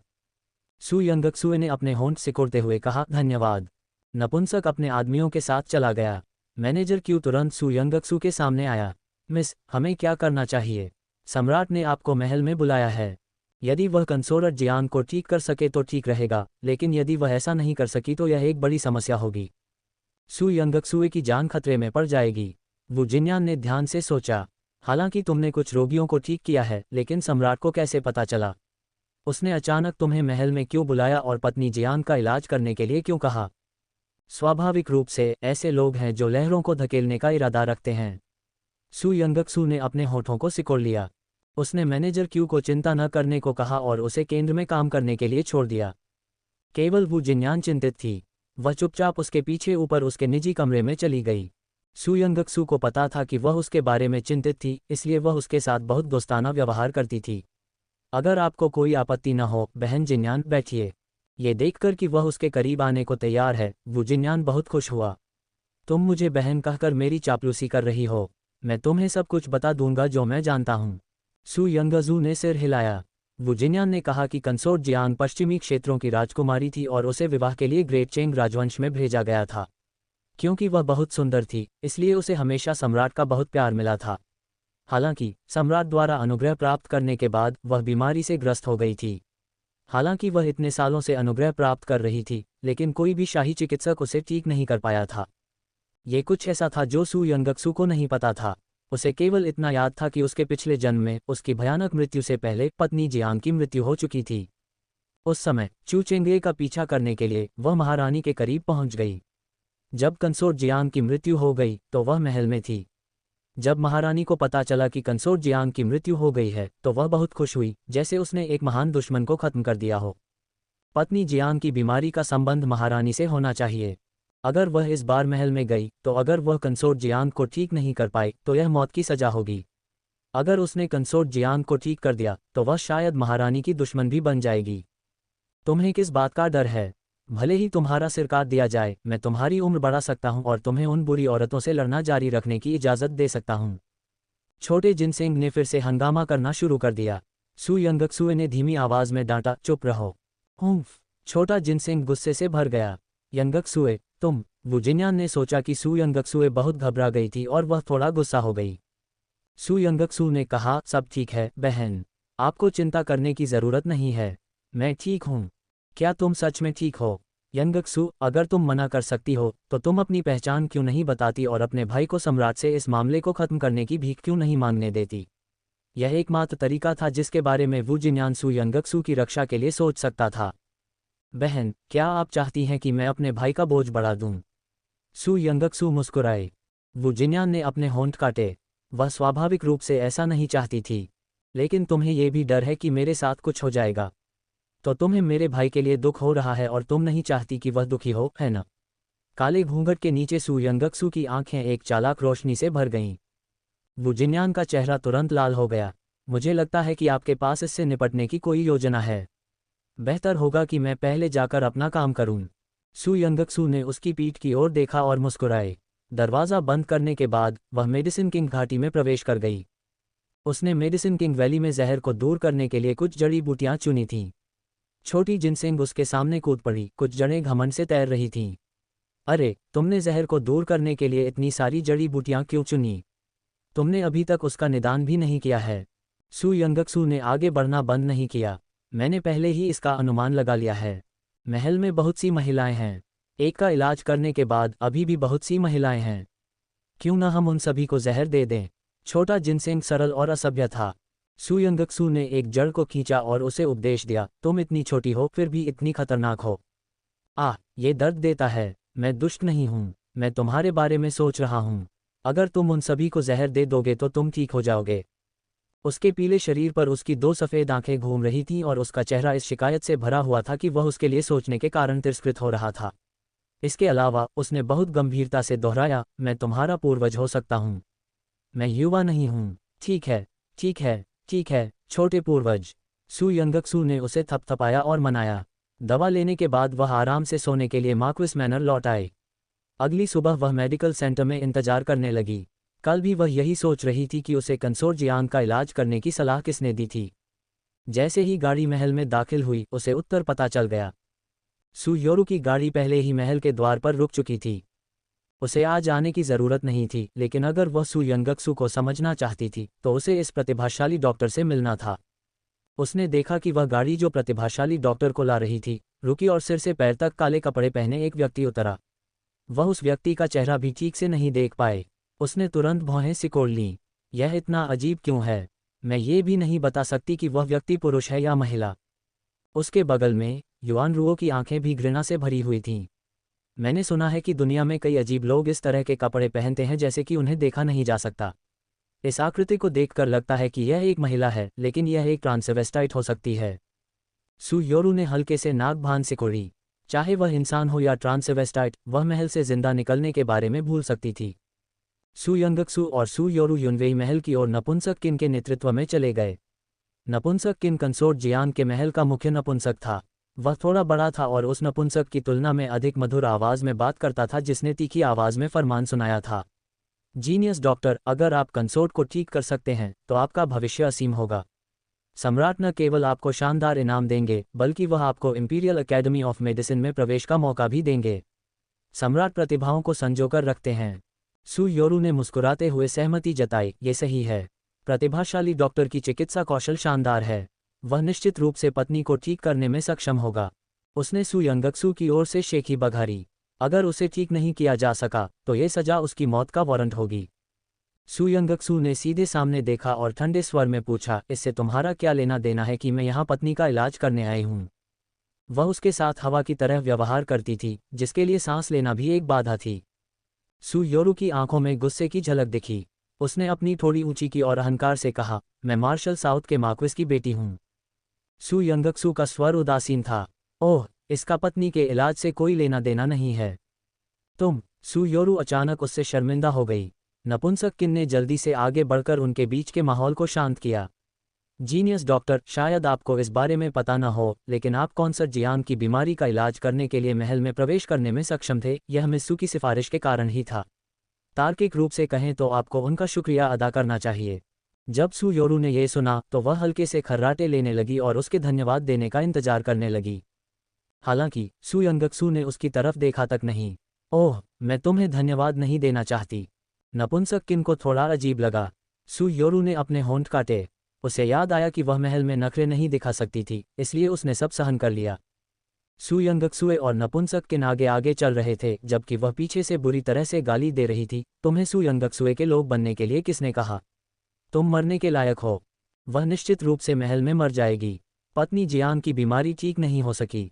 सू यूरो और सू यंगक्सू ने बाहरी हॉल में कंसोर्ट जियांग को अपना सम्मान दिया। सू यंगक्सू ने पर्दे के पीछे से एक कमजोर आवाज सुनी, उठो। ये सू योरू का महल में प्रवेश करने का पहला मौका नहीं था, इसलिए उसने कंसोर्ट जियांग का अभिवादन ऐसे किया जैसे वह उससे परिचित हो। महाराज, इस दिव्य चिकित्सक ने राजधानी के गवर्नर लॉर्ड किन की पत्नी को ठीक किया है। उनके चिकित्सा कौशल शानदार हैं, इसलिए वह निश्चित रूप से आपको ठीक करने में सक्षम होंगे। पत्नी जियांग कमजोर लग रही थी। महम, सू यंगक्सू को याद आया कि अपने पिछले जीवन में सू योरू बहुत ही सुंदर और चालाक थी।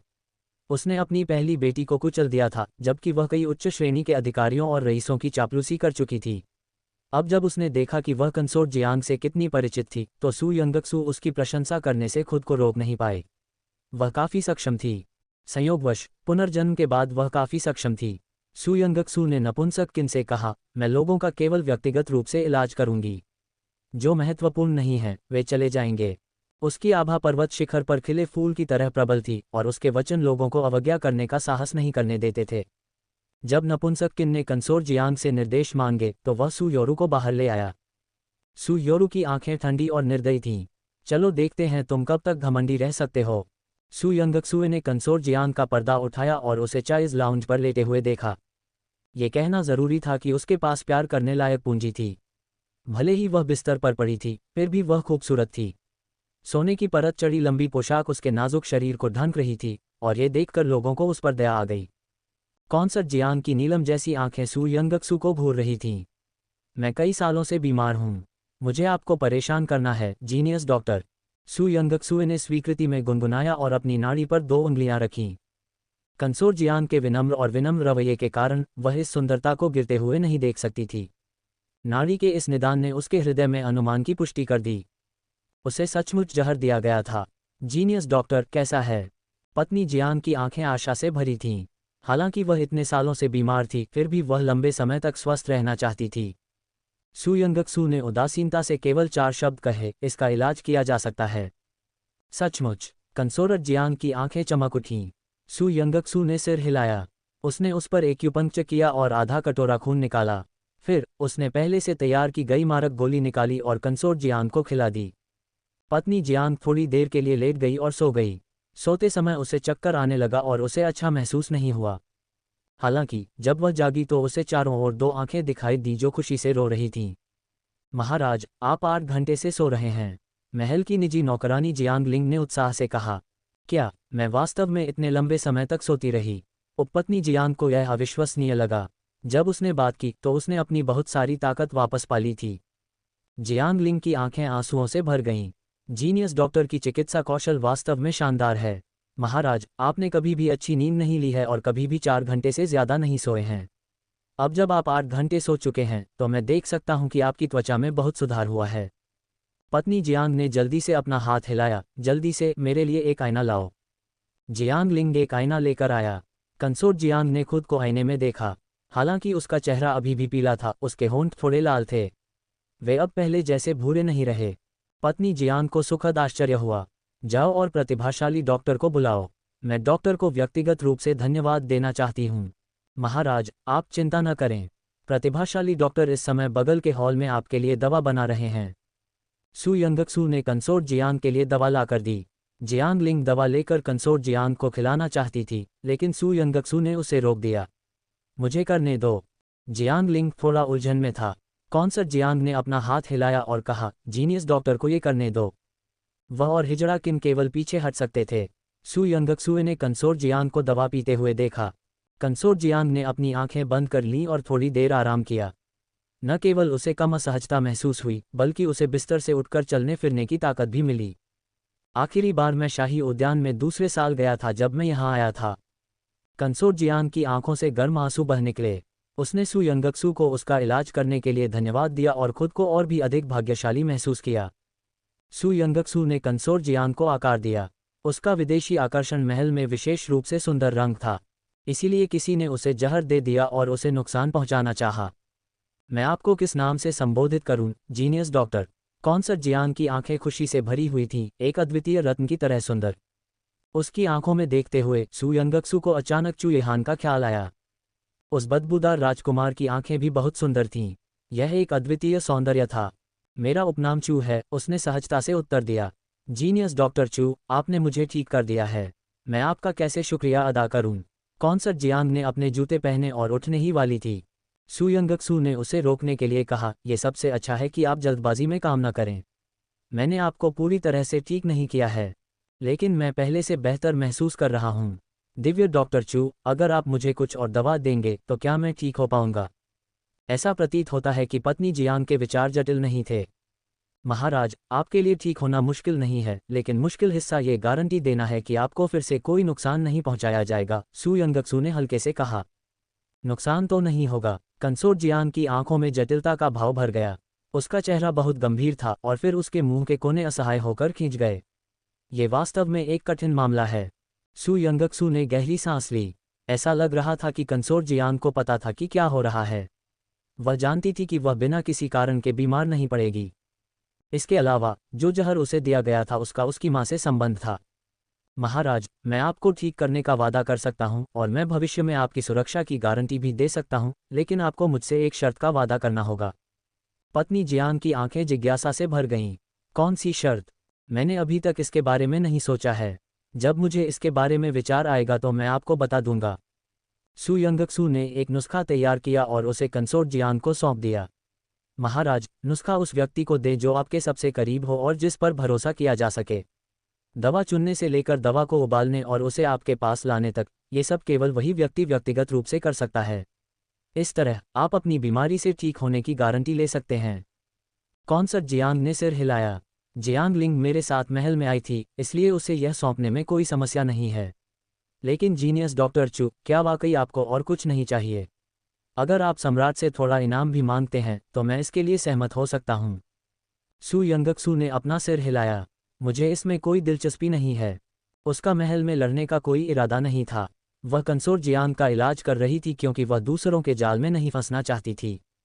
वह चाहती थी कि कंसोर्ट जियांग एक वादा करे ताकि वह भविष्य में उसकी मां के मामले की जांच कर सके। बाकी बातों के लिए उसे ज़्यादा सोचने की ज़रूरत नहीं थी और इससे कोई परेशानी भी नहीं होगी।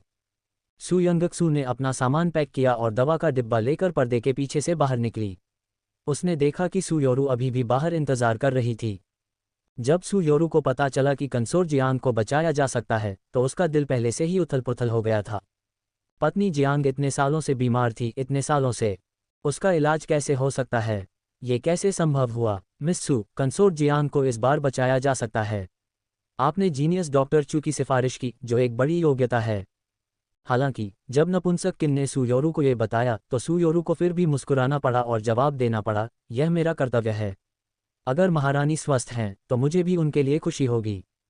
उसका हृदय ईर्ष्या और घृणा से भरा था, परंतु फिर भी उसकी वाणी तीव्र थी। वह बात करने में बहुत अच्छी थी और नपुंसक किन ने उसके लिए कुछ इनाम मांगने की भी योजना बनाई। हालांकि सू यंगक्सू का इरादा सू योरू को उसका फायदा उठाने देने का नहीं था।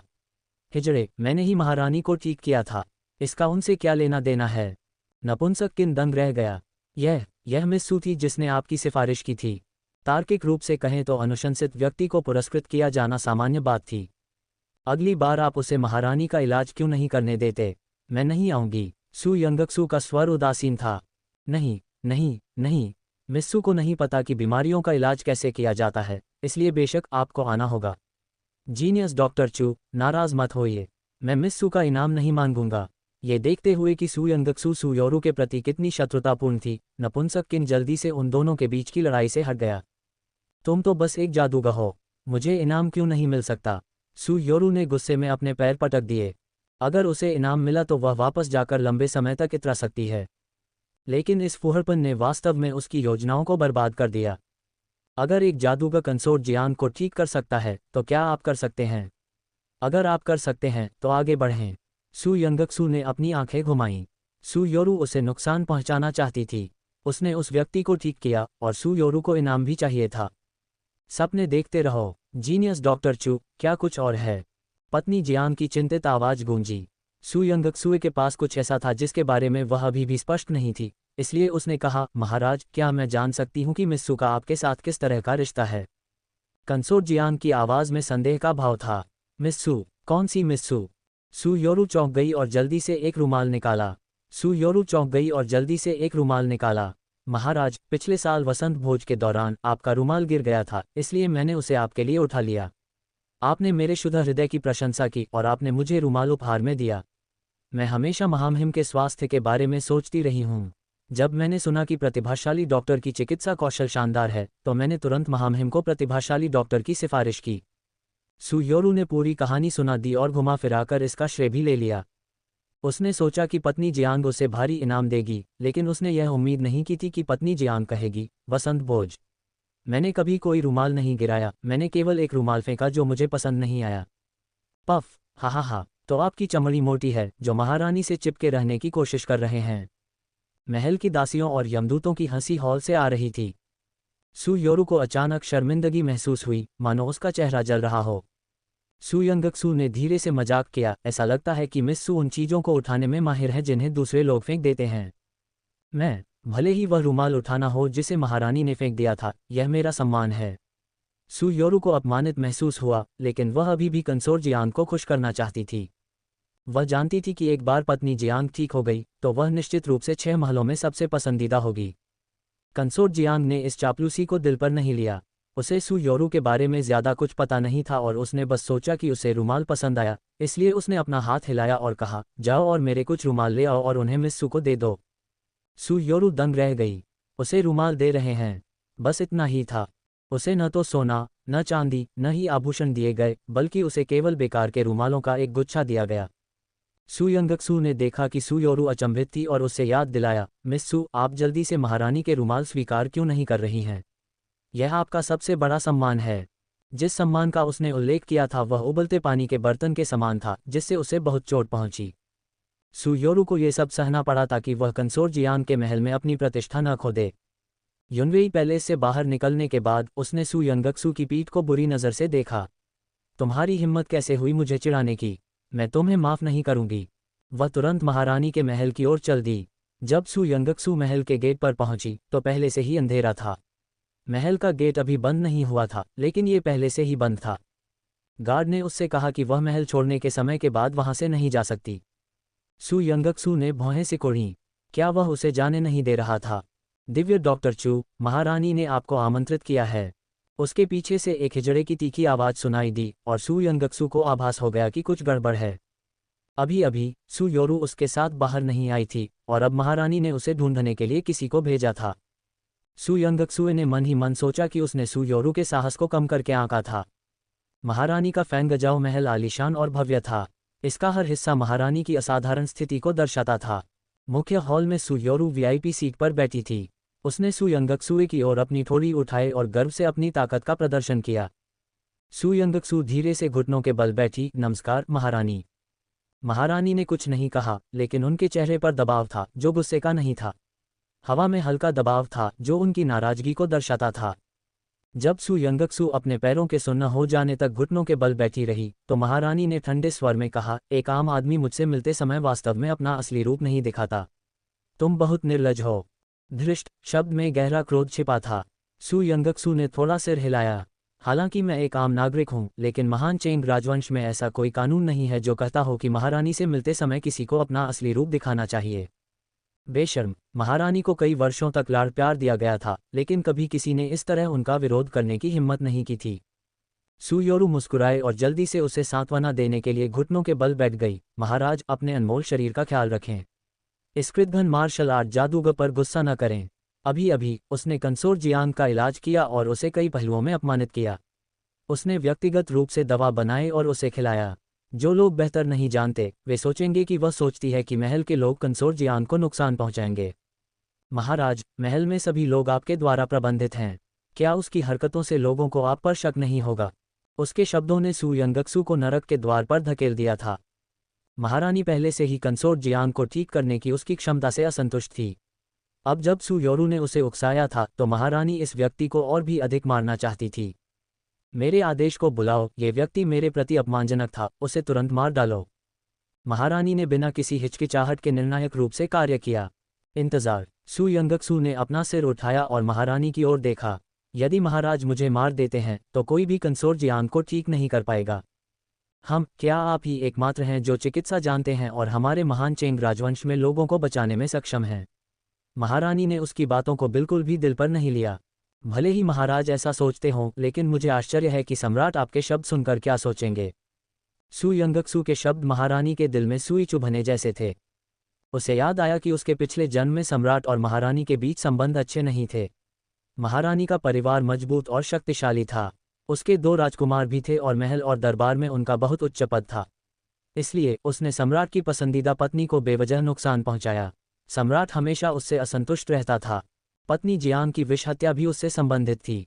यदि सम्राट को पता चल जाता कि कंसोर जियांग की बीमारी में देरी उसी की वजह से हुई है तो निश्चित रूप से उन दोनों के बीच बहुत बड़ा विवाद होगा। महारानी एक ऐसी महिला थी जिसे सम्राट पर निर्भर रहना पड़ता था। अगर वह सम्राट को बहुत ज्यादा नाराज करती तो उसका अंत अच्छा नहीं होता। उसकी तीखी नजरें सु यंगक्सु को घूर रही थीं। क्या तुम मुझे धमका रही हो? महाराज, आप स्वयं इसकी कल्पना कर सकते हैं। महारानी क्रोधित हुई। तुम्हारी हिम्मत कैसे हुई? सु यंगक्सु अभी भी आज्ञाकारी ढंग से घुटनों के बल बैठी थी, लेकिन महारानी की उसके प्रति हत्या की मंशा और भी मजबूत हो गई। चाहे कुछ भी हो, मैं आज तुम्हारी जान ले लूंगी। सु योरू मन ही मन खुश हो गई, लेकिन उसने फिर भी अपनी अच्छी अच्छी हरकतें जारी रखीं और धीरे से और डरते हुए कहा, महाराज कृपया शांत हो जाए। इन नीच लोगों की वजह से अपने शरीर को चोट न पहुंचाएं। सु यंगक्सु ने समय का हिसाब लगाया। सम्राट को कंसोर जियांग से मिलने जाना चाहिए था और उसे पता था कि वह महारानी के महल में फंस गई है। वह उसे, एकमात्र व्यक्ति जो कंसोर जियांग को ठीक कर सकता था, यहां मरने नहीं देगा। तुम किसका इंतजार कर रहे हो? क्या तुम सम्राट द्वारा तुम्हें बचाए जाने का इंतजार कर रहे हो? महारानी की मुस्कान में क्रूरता की झलक थी। मैं तुम्हें बता दूं, अगर सम्राट आज आ भी जाए तो भी मैं तुम्हें जिंदा नहीं छोड़ूंगी। पुरुषों, पहले उसकी टोपी उतारो और मुझे दिखाओ कि वह कौन है, फिर उसे नीचे खींचो और पीट पीट कर मार डालो। सु यंगक्सु महल के नौकरों से घिरी हुई थी। जैसे ही वह उनसे निपटने और समय बचाने वाली थी, अचानक उस पर और भी भारी दबाव पड़ने लगा। इस दबाव से उसके आसपास के लोग डर गए और वह अचानक बहुत अधिक आराम महसूस करने लगी। मुझे यह व्यक्ति चाहिए। उसकी ठंडी और अहंकारी आवाज में मोहक आकर्षण की झलक थी। सु यंगक्सु ने बगल से देखा और चुलिहान को देखा, जो एक काले अजगर की पोशाक पहने हुए था, धीरे धीरे चलता हुआ। वह चांदनी में लिपटा हुआ था और उसका आकर्षक चेहरा आश्चर्यजनक रूप से सुंदर था। उसके मुंह के कोनों पर एक दुष्ट मुस्कान थी, जो दुष्ट और आकर्षक दोनों थी। यद्यपि उनके बीच काले पर्दे की एक परत थी, फिर भी वह उसकी आंखों में सही से देख सकता था और उसे चिढ़ाने वाला भाव दिखा सकता था। भाड़ में जाओ। सु यंगक्सु को याद आया कि उस व्यक्ति ने उसके साथ क्या किया था और वह उसे मन ही मन कोसने से खुद को नहीं रोक सकी। चू यहान सू यंगक्सू का सामना करते समय इतना गंभीर नहीं था, लेकिन दूसरों का सामना करते समय वह इतना गंभीर था कि उसे रोकना असंभव था। महारानी अभी भी गुस्से में थी। जब उसने चू यहान की बातें सुनी तो वह बिना किसी कारण के और भी क्रोधित हो गई। नहीं, इस व्यक्ति ने मुझे नाराज किया है और मैं उसे जरूर सजा दूंगी। वह मेरी नौकरानी है, मुझे डर है कि शाही भाभी उसे सजा नहीं दे सकती। चू यहान ने सू यंगक्सुए की बाँह पकड़ ली और उसे ऊपर उठा लिया। हिस सू यंगक्सू के पैर घुटनों के बल बैठने से सुन्न हो गए थे और वह अचानक ऊपर उठ गई। उसने अपना संतुलन खो दिया और चू यहान की ओर गिर गई। चू यहान की इस्पात जैसी भुजाओं ने उसे मजबूती से पकड़ लिया। उनकी अंतरंग हरकतों ने सू योरू की आंखें खींच लीं और इससे उसकी आंखों में आग के 2 गोले प्रज्वलित हो गए। कुतिया, 9वें राजकुमार के करीब जाने की तुम्हारी हिम्मत कैसे हुई? वह इतनी ईर्ष्यालु थी कि उसके दांत टूटने वाले थे। चू यहान एक ऐसा आदमी था जिससे जियांगडू शहर की कई युवतियां शादी करने का सपना देखती थीं। कई महिलाएं उसे देखने के लिए मरती थीं। ये ट्रांसवेस्टाइट चू यहान को गले लगा रहा था। सू योरू इसे कैसे बर्दाश्त कर सकती थी? वह तुरंत चू यहान के सामने अपनी असली पहचान उजागर करना चाहती थी। महाराज, महारानी ने प्रतिभाशाली डॉक्टर के साथ शिष्टाचार से पेश आया। न केवल प्रतिभाशाली डॉक्टर कृतघ्न था, बल्कि उसने महारानी के अच्छे इरादों को भी अस्वीकार कर दिया और उन्हें अपमानित किया। इसीलिए महारानी क्रोधित हो गईं। मुझे उम्मीद है कि महारानी समझ जाएंगी और महारानी से नाराज नहीं होंगी। जब महारानी ने यह सुना तो उनके चेहरे पर बहुत हल्कापन आ गया। 9वें भाई ने सुना, ऐसा नहीं है कि मैं जानबूझकर उसके लिए मुश्किलें खड़ी कर रहा हूं, लेकिन वह सिर्फ एक आम महिला है जो अपने मेडिकल ज्ञान पर भरोसा करती है और मुझे और महल के नियमों को नीची नज़र से देखती है। महारानी होने के नाते महल को सही करने के लिए मेरे पास उसे मारने के अलावा कोई विकल्प नहीं है। चू यहान ने अपनी भौहें उठाईं। सच में, उसने अपना सिर नीचे किया और सू यंगक्सुए को देखा। तुम महारानी और महल के नियमों को नीची नज़र से देखते हो। सू यंगक्सू ने अपने होंठ चाटे। वह कैसे समझाएगी? उसने वास्तव में ऐसा किया था, लेकिन उसने ऐसा अपनी जान बचाने के लिए किया था और वह सम्राट से कंसोर्ट जियांग के लिए उसे बचाने का इंतजार कर रही थी। चू यहान अभी भी सू यंगक्सू के जवाब का इंतजार कर रहा था। सू यंगक्सू उसे समझाने में बहुत आलसी थी, इसलिए उसने सिर हिला दिया। चू यहान ने अपनी भौहें उठाईं। वह वास्तव में अलग थी। शाही भाभी, अगर और कुछ नहीं है तो मैं उसे पहले ले जाऊंगा। सू यंगजू अवाक थी। क्या महामहिम महल के नियमों और महारानी को नीची निगाह से देखने वाले थे? उसने जो किया उसमें एक समस्या थी, लेकिन ऐसा प्रतीत नहीं हुआ कि चू यहान के लिए ऐसा करना कोई समस्या थी। महारानी गुस्से से चिल्लाईं, रुको 9वें भाई, मैं इसकी इजाज़त नहीं दूंगी। सू योरू ने भी जल्दी से सलाह दी, महाराज, एक आम आदमी के लिए महारानी से नाराज मत होइए। चू यहान ने सू योरू को बिल्कुल भी गंभीरता से नहीं लिया। उसने महारानी की ओर देखा और कहा, मैं उसे ले जाऊंगा। वह सू यंगक्सू को ले गया और फेंगजाओ पैलेस में गंदा माहौल छोड़ गया। महारानी इतनी क्रोधित हुई कि उन्होंने मेज पलट दी। सू योरू मौके पर और भी ज्यादा स्तब्ध रह गईं। उन्होंने अपने होंठ काट लिए, जिससे उनके गुलाबी होंठों से खून बहने लगा। क्यों? एक साधारण व्यक्ति को राजकुमार का पक्ष लेने का क्या अधिकार है? लेकिन वह नहीं कर सकी। सू यंगक्सू को फेंगजाओ पैलेस से बाहर लाया गया। ये देखकर कि वह धीरे धीरे चल रही थी, चू यहान ने जानबूझकर अपने लंबे पैरों की गति धीमी कर दी। तुम्हारे पैरों में दर्द है? सू यंगक्सू ने सिर हिलाया। हाँ, मैं बहुत देर से घुटनों के बल बैठी हूँ। मैं तुम्हें उठा लूंगा। चू यहान रुक गया और अपनी बाहें उसकी ओर बढ़ा दीं। सू यंगक्सू भयभीत होकर पीछे हट गई। महाराज, आप मजाक कर रहे होंगे। उसे महल में ले जाने की अनुमति देना। सू यंगक्सू तेजी से आगे बढ़ी और चू यहान को उसे फिर से चिढ़ाने का मौका नहीं दिया। चू यहान ने उसके घबराए हुए कदमों को देखा और उसके मुंह के कोने एक चमकदार चाप में मुड़ गए। महल के द्वार पर मोक्वी राजकुमार की हवेली की गाड़ी के सामने पहरा दे रहा था, अपने मालिक और सू यंगक्सू को एक के बाद एक बाहर आते हुए देख रहा था। उसका स्वामी वसंत की हवा की तरह था, लेकिन सू यंगक्सू अस्थिरता से चल रही थी जैसे कि उसके पैर कमजोर हों। मोक्वी ने मन ही मन सोचा, मेरा स्वामी बहुत क्रूर है। उसने महल में पहले ही मिस सू को इस हद तक प्रताड़ित किया था। मोक्वी की संदिग्ध निगाहों के तहत चू यहान ने सू यंगक्सू को गाड़ी में फेंक दिया। चू यहान, यहाँ मत आना। आह, दर्द हो रहा है। चू यहान ने अपना हाथ सू यंगक्सू के घुटने पर रखा और अपनी भौहें उठाईं। मैंने कोई ताकत नहीं लगाई। वह बहुत जल्दी चिल्ला पड़ी। सू यंगक्सू गुस्से से भर गई। महाराज, पुरुषों और महिलाओं को एक दूसरे को छूना नहीं चाहिए। क्या आप ये सामान्य ज्ञान नहीं जानते? जब चू यहान ने यह सुना तो उसने अपने हाथों को धीरे से हिलाया और उसके घुटनों को सहलाया। मुझे पता है, लेकिन मैं ऐसा नहीं करूंगा। सू यंगजू अवाक थी। वह हमेशा इस आदमी की बेशर्मी देखकर अवाक रह जाती थी। हालांकि उसके हाथों की कोमल हरकतों से धीरे धीरे उसके घुटनों का दर्द कम होने लगा और उसका शरीर शिथिल हो गया। वह पूरे दिन महल में रही थी। चुईहान ने उसके घुटनों की मालिश की और वह आराम करने के लिए गाड़ी के सहारे झुक गई। उसने अपने मन में असंख्य चीज़ों के बारे में सोचा। कंसोर्ट जियान को उसकी माँ द्वारा विकसित जहर से जहर दिया गया था और जिस व्यक्ति ने उसे जहर दिया था वह उससे डरता था। जिस व्यक्ति ने उसे जहर दिया था वह महारानी से संबंधित होना चाहिए। उसकी माँ की मृत्यु का कारण अज्ञात था और अगर उसे पता चल जाए कि कंसोर्ट जियान को किसने जहर दिया था तो वह अपनी माँ से संबंधित सुराग भी पा सकती है। पत्नी जियान की मदद करने की कोशिश कर रहे हो। चुईहान की गहरी और चुंबकीय आवाज ने सु यंगक्सु को अपनी आंखें खोलने पर मजबूर कर दिया। उसकी आंखों में अभी भी एक सुस्ती थी जो अभी तक खत्म नहीं हुई थी। वह एक प्यारी बिल्ली की तरह थी, बहुत कोमल और आज्ञाकारी। चुईहान का दिल तेजी से धड़कने लगा और वह अवचेतन रूप से उसके करीब जाना चाहता था।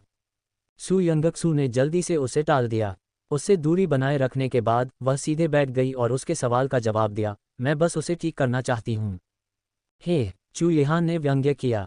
उसकी गहरी और तीखी आंखों ने उसके विचारों को समझ लिया था। तुम्हें मुझ पर विश्वास नहीं है? क्या तुम्हें लगता है कि मैं तुम्हारे साथ कुछ करूंगा?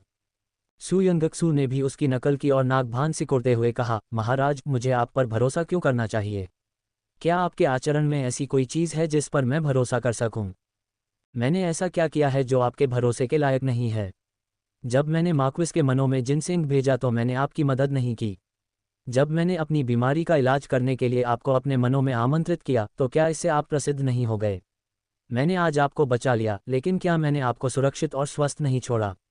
चुईहान ईमानदार था और उसके स्वर में शिकायत का संकेत था।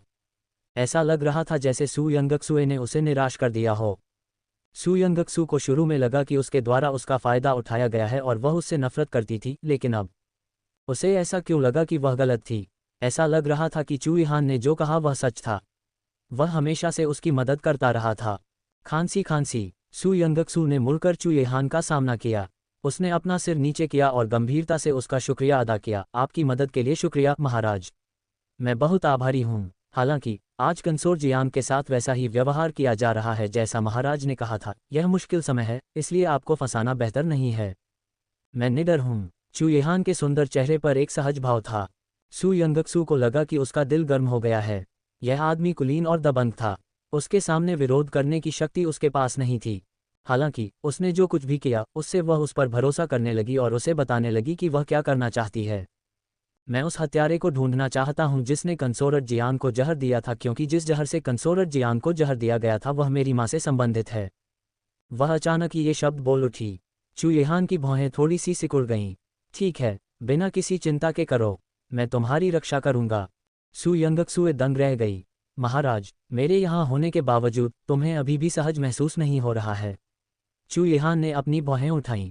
क्या वह इतना मजबूत नहीं था कि वह उसे महसूस कर सके? नहीं। सु यंगक्सु ने अपना सिर हिलाया। उसने उसे फेंगजाओ पैलेस से दूर ले जाने और महारानी को नाराज करने की हिम्मत की थी। उसकी ताकत इतनी मजबूत थी कि लोग उसकी प्रशंसा करते थे। चूंकि उसने ऐसा करने का साहस किया है, इसलिए उसे परिणामों से डरना नहीं चाहिए। लेकिन उसने उसकी मदद क्यों की? लोगों के मन को पढ़ने की चुईहान की क्षमता विशेष रूप से सु यंगक्सु के खिलाफ प्रभावी थी। उसने सु यंगक्सु के सिर पर थपथपाया। चिंता मत करो और ऐसा करो, मेरे रहते कोई भी तुम्हें छूने की हिम्मत नहीं करेगा। सु यंगक्सु का चेहरा लाल हो गया।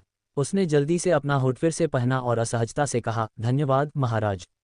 मैं आपका आभार याद रखूंगा और आपसे उपहार मांगूंगा। चुईहान अपने आप से बहुत प्रसन्न था। उसने सु यंगक्सु को मेडिकल सेंटर भेज दिया। वह जानता था कि उसके लिए इस तरह मार्क्विस मैनर में लौटना सुविधाजनक नहीं था। गाड़ी से उतरने के बाद वह तुरंत चला गया। सु यंगक्सु मेडिकल सेंटर के प्रवेश द्वार पर खड़ी थी और कुछ देर के लिए स्तब्ध रह गई। उसकी छाती का तापमान बढ़ता जा रहा था और उसका चेहरा लाल हो गया था। चुईहान के शब्द अभी भी उसके दिमाग में घूम रहे थे। मुझे वे लोग पसंद नहीं हैं जिन्हें तुम नापसंद करती हो। तो क्या वह उसे पसंद करता था? असंभव। सु यंगक्सुए ने अपना सिर हिलाया और जल्दी से इस विचार को दूर फेंक दिया। ये थोड़ा डरावना था। मिस, आप आखिरकार वापस आ ही गई।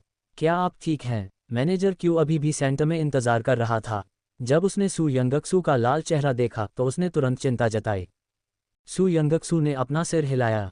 मैं ठीक हूँ, मैं पहले कपड़े बदल कर आती हूँ। वह ऊपर चली गई। वह पहले अपने कपड़े बदलना चाहती थी और आराम करने के लिए मार्क्विस के मनों में लौटना चाहती थी, लेकिन महल में फिर से मामलों को देखने के बाद उसने अपनी मां के हस्तलिखित पत्र को फिर से पढ़ने का फैसला किया। उसकी मां द्वारा छोड़ी गई चिकित्सा पुस्तकें और क्लासिक सभी चिकित्सा केंद्र के पीछे एक छोटे से आंगन में संग्रहित थीं। पिछले कुछ वर्षों में चिकित्सा केंद्र की आय कितनी भी कम क्यों न रही हो, मैनेजर क्यू ने इस जगह को अच्छी तरह से संरक्षित और साफ सुथरा रखा था। सू यंगक्सू ने एक छिपे हुए कोने से एक छोटा सा बक्सा निकाला और उसे खोला। उसने अंदर से हस्तलिखित पत्र निकाला। ये पहले से ही कुछ हद तक मुड़ा हुआ था, लेकिन इसके अंदर जो कुछ दर्ज था वह उसकी मां की सारी मेहनत थी। सू यंगक्सू ने उस पृष्ठ को पलटा जिस पर शराबी सौंदर्य लिखा था और देखा कि शराबी सौंदर्य बनाने के लिए आवश्यक जड़ी बूटियों में जिजियाओ नामक एक दुर्लभ जहर था। जैसे ही वह पढ़ने में तल्लीन थी, लिटिल जिनसेंग अचानक चिल्लाया, जल्दी से चकमा दो। सू यंगक्सू बिजली की गति से बच निकली, लेकिन उसके बालों का एक हिस्सा अभी भी कटा हुआ था। एक पतली तीखी तलवार फिर से उसकी ओर तान दी गई। तलवार उसकी नाक की नोक से सिर्फ 1 इंच की दूरी पर रुकी और ब्लेड ने उसके पीछे एक दरवाज़ा खोल दिया। बूम! बहुत जोरदार धमाका हुआ। मंद रोशनी में सू यंगक्सू ने एक जोड़ी आंखें देखी जो आम लोगों से अलग थीं। वे एक क्रूर जानवर की तरह थे जिसने पूरी रात आसमान को निगल लिया था। उसकी आंखों के अंत में एक गहरा बैंगनी रंग था और हत्या का इरादा अचानक प्रकट हुआ। वे गहरी और काली थीं। सू यंगक्सू को यह एहसास था कि वह जिस किसी को भी देखेगा वह निश्चित रूप से मर जाएगा। उसकी बिजली जैसी तेज तलवार के नीचे मरना। हालांकि उसने उसे नहीं मारा। सू यंगक्सू ने अपने दिल में डर को दबा दिया और शांत रहने की पूरी कोशिश करते हुए उसने पूछा, तुम कौन हो? तुम क्या चाहते हो? आदमी की आवाज़ स्वाभाविक रूप से कर्कश थी। सिल्वर मून पवेलियन आपके हाथ में मौजूद चीज़ चाहता है। Silver moon pavilion. Su Youngxu की आंखों में आश्चर्य की झलक दिखी। वह उस आदमी का पीछा करते हुए एक महल में पहुंच गई। उसे रास्ता याद नहीं था क्योंकि उसकी आंखों पर पट्टी बंधी हुई थी। हॉल का अंदरूनी हिस्सा ठंडा और दमनकारी था। रंग गहरे थे और ज्यादातर सजावट लाल रंग की थी। सू यंगक्सू के सामने लाल रंग के जालीदार पर्दे लगे हुए थे। इन पर्दों के बीच से उसे एक महिला की रूपरेखा दिखाई दी। सिंहासन पर बैठी हुई वह बहुत ही सुंदर लग रही थी। उसकी काली जालीदार पोशाक के अंत में एक बड़ा लाल कमल कढ़ाई किया हुआ था। उसने सू यंगक्सू से विनम्रता से व्यवहार किया और धीरे से कहा, मुझे खेद है मिस सू। मैंने आपको इतनी देर रात सिल्वर मून पवेलियन में आमंत्रित किया। ऐसा इसलिए क्योंकि हमने इस बार जो हत्यारा भेजा था वह अचेत था। इतना कहकर उसने अपनी उंगली हिलाई। जिस आदमी ने सू यंगक्सू को यहाँ लाया था, जो उसके पीछे खड़ा था, उसे बेरहमी से कोड़े मारे गए। सू यंगक्सू ने पलटकर देखा। उस आदमी की त्वचा फटी हुई थी और उसकी पीठ पर खून का गहरा निशान था। उसका मांस उखड़ गया था। हालांकि वह स्थिर खड़ा रहा और बिना कोई आवाज़ किए अपनी तलवार को गले लगा लिया। कैसा निर्दयी स्वामी, कैसा निर्दयी हत्यारा। सू यंगक्सू अपने पिछले जीवन के बारे में सोचने से खुद को रोक नहीं पाए। मरने से पहले सिल्वर मून पवेलियन इतना शक्तिशाली हो गया था कि 4 राज्य और 9 प्रांत भी उससे बहुत डरते थे। कोई नहीं जानता कि सिल्वर मून पवेलियन की स्थापना किसने की और इसकी नींव कहाँ थी। हालांकि सिल्वर मून पवेलियन दुनिया के सभी तरह के व्यवसायों में शामिल था, जिसमें खुफिया जानकारी, सैन्य हथियार और बाकी सब कुछ शामिल था। वे सर्वज्ञ और सर्वशक्तिमान थे। 4 राज्यों और 9 राज्यों ने एक बार सिल्वर मून पवेलियन को नष्ट करने के लिए सेना भेजी थी, लेकिन दोनों पक्षों को भारी नुकसान उठाना पड़ा। अंत में दोनों पक्षों ने रियायतें दीं। 4 राज्यों और 9 राज्यों ने सिल्वर मून पवेलियन के साथ सह अस्तित्व बनाए रखा और सिल्वर मून पवेलियन ने शाही दरबार का विरोध नहीं किया। अब उसे सिल्वर मून पवेलियन में लाया गया। सिल्वर मून पवेलियन को उसकी मां का हस्तलिखित पत्र चाहिए था। उसके लिए पत्र लेकर भागना मुश्किल होगा। सू यंगक्सू ने पर्दे के पीछे खड़ी महिला को देखा। तुम मेरी मां का पत्र कैसे पाओगी? तुम उसका क्या करोगी? हॉन लियान ने ठहाका लगाया। सिल्वर मून पवेलियन एक ऐसी जगह है जहां हम ठीक से व्यापार करते हैं। हम जबरदस्ती कुछ नहीं लेंगे। अगर हमें मिस्सू का पत्र चाहिए तो हमें स्वाभाविक रूप से वही कीमत चुकानी होगी।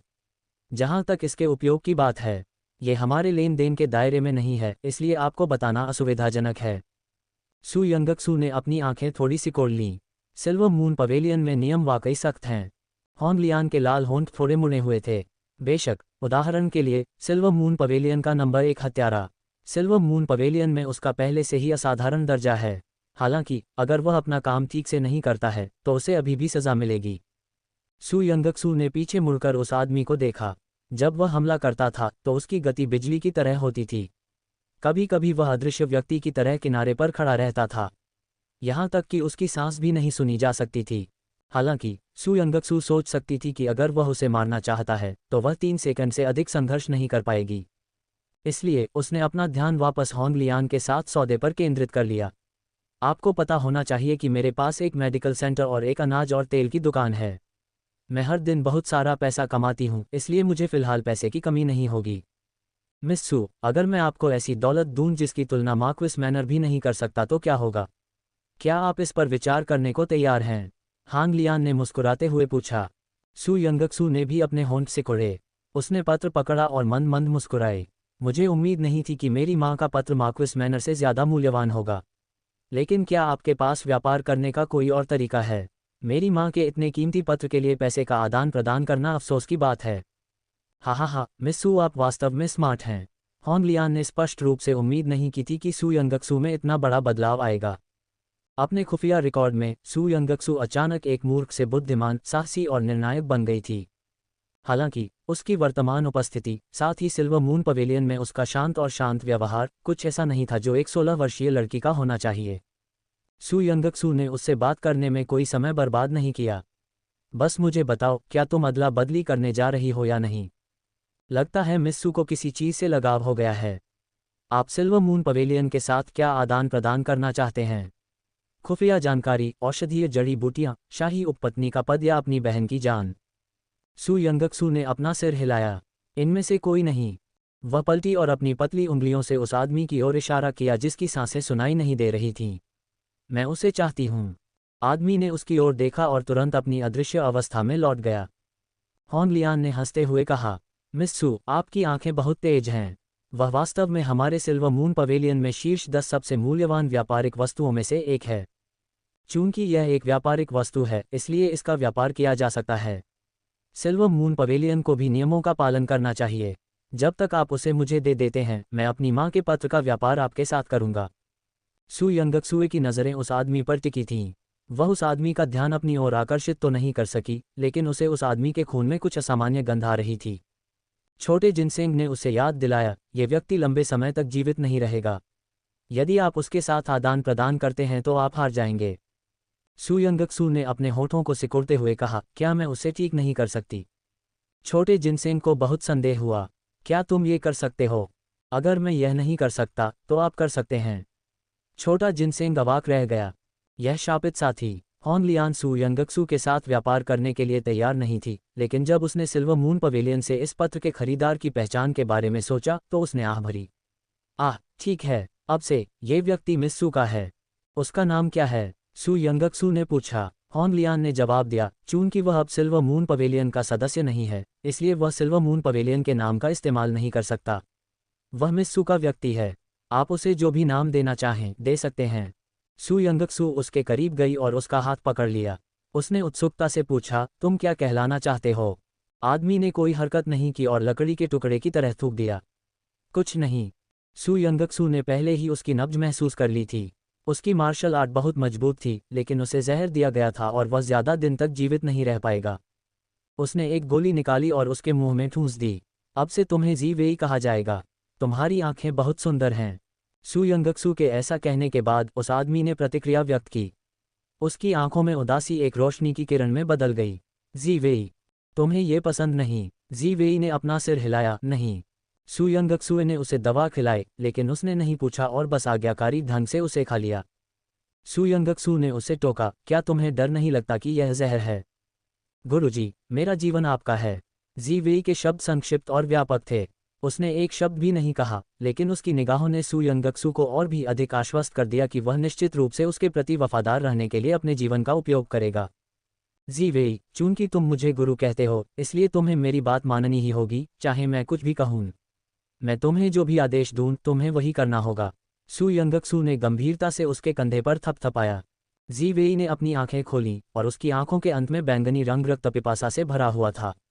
मैं मास्टर के आदेश का पालन करूंगा। उन्हें टालमटोल करते देख होंग लियान उन्हें याद दिलाने से खुद को रोक नहीं सका, मिस सू, मैंने उसे आपको दे दिया है। अब मुझे पत्र देने का समय आ गया है। हाँ, ये लो। सू यंगक्सुए ने पत्र होंग लियान के आदमियों को सौंप दिया और उनसे कहा कि वे इसे होंग लियान के सामने पेश करें। होंग लियान को पत्र मिला। ये पुष्टि करने के बाद कि यह असली चीज़ है, वह संतुष्टि में मुस्कुराए। मिस सू, आपके साथ काम करना खुशी की बात रही। सू यंगक्सू की मुस्कान में उदासी की झलक थी। जी वेई, मुझे पत्र वापस छीनने और यहाँ से दूर ले जाने में मदद करो। जी वेई ने उत्तर दिया, हाँ गुरुजी। उसने बिल्कुल भी संकोच नहीं किया।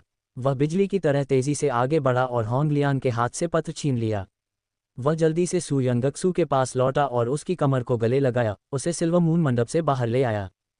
होंग लियान ने गुस्से में अपने दांत पीसते हुए कहा, सू यंगक्सू, तुमने सिल्वर मून पवेलियन को धोखा देने की हिम्मत कैसे की? उसने अपने हत्यारे को ले लिया और पत्र भी छीन लिया। जी वेई ने सू यंगक्सू को मार्क्विस मैनर में वापस लाया। सू यंगक्सू ने उसका कंधा थपथपाया और उसे प्रोत्साहित किया, बहुत बढ़िया काम किया, जी वेई। जी वेई ने उसकी प्रशंसा को नज़रअंदाज कर दिया। मैं मास्टर के आदेश का पालन करूंगा। क्या आप सिल्वर मून पवेलियन में ऐसी ही हैं? सू यंगक्सू ने अपनी ठोड़ी को छुआ और सोचने लगी। जी वेई ने सिर हिलाया। हाँ, ठीक है, तो भविष्य में मेरी सुरक्षा की जिम्मेदारी आपकी होगी। जी वेई की आंखों में थोड़ा बदलाव आया। उसने पहले कभी किसी को अकेले सिल्वर मून पवेलियन के खिलाफ जाने की हिम्मत करते नहीं देखा था।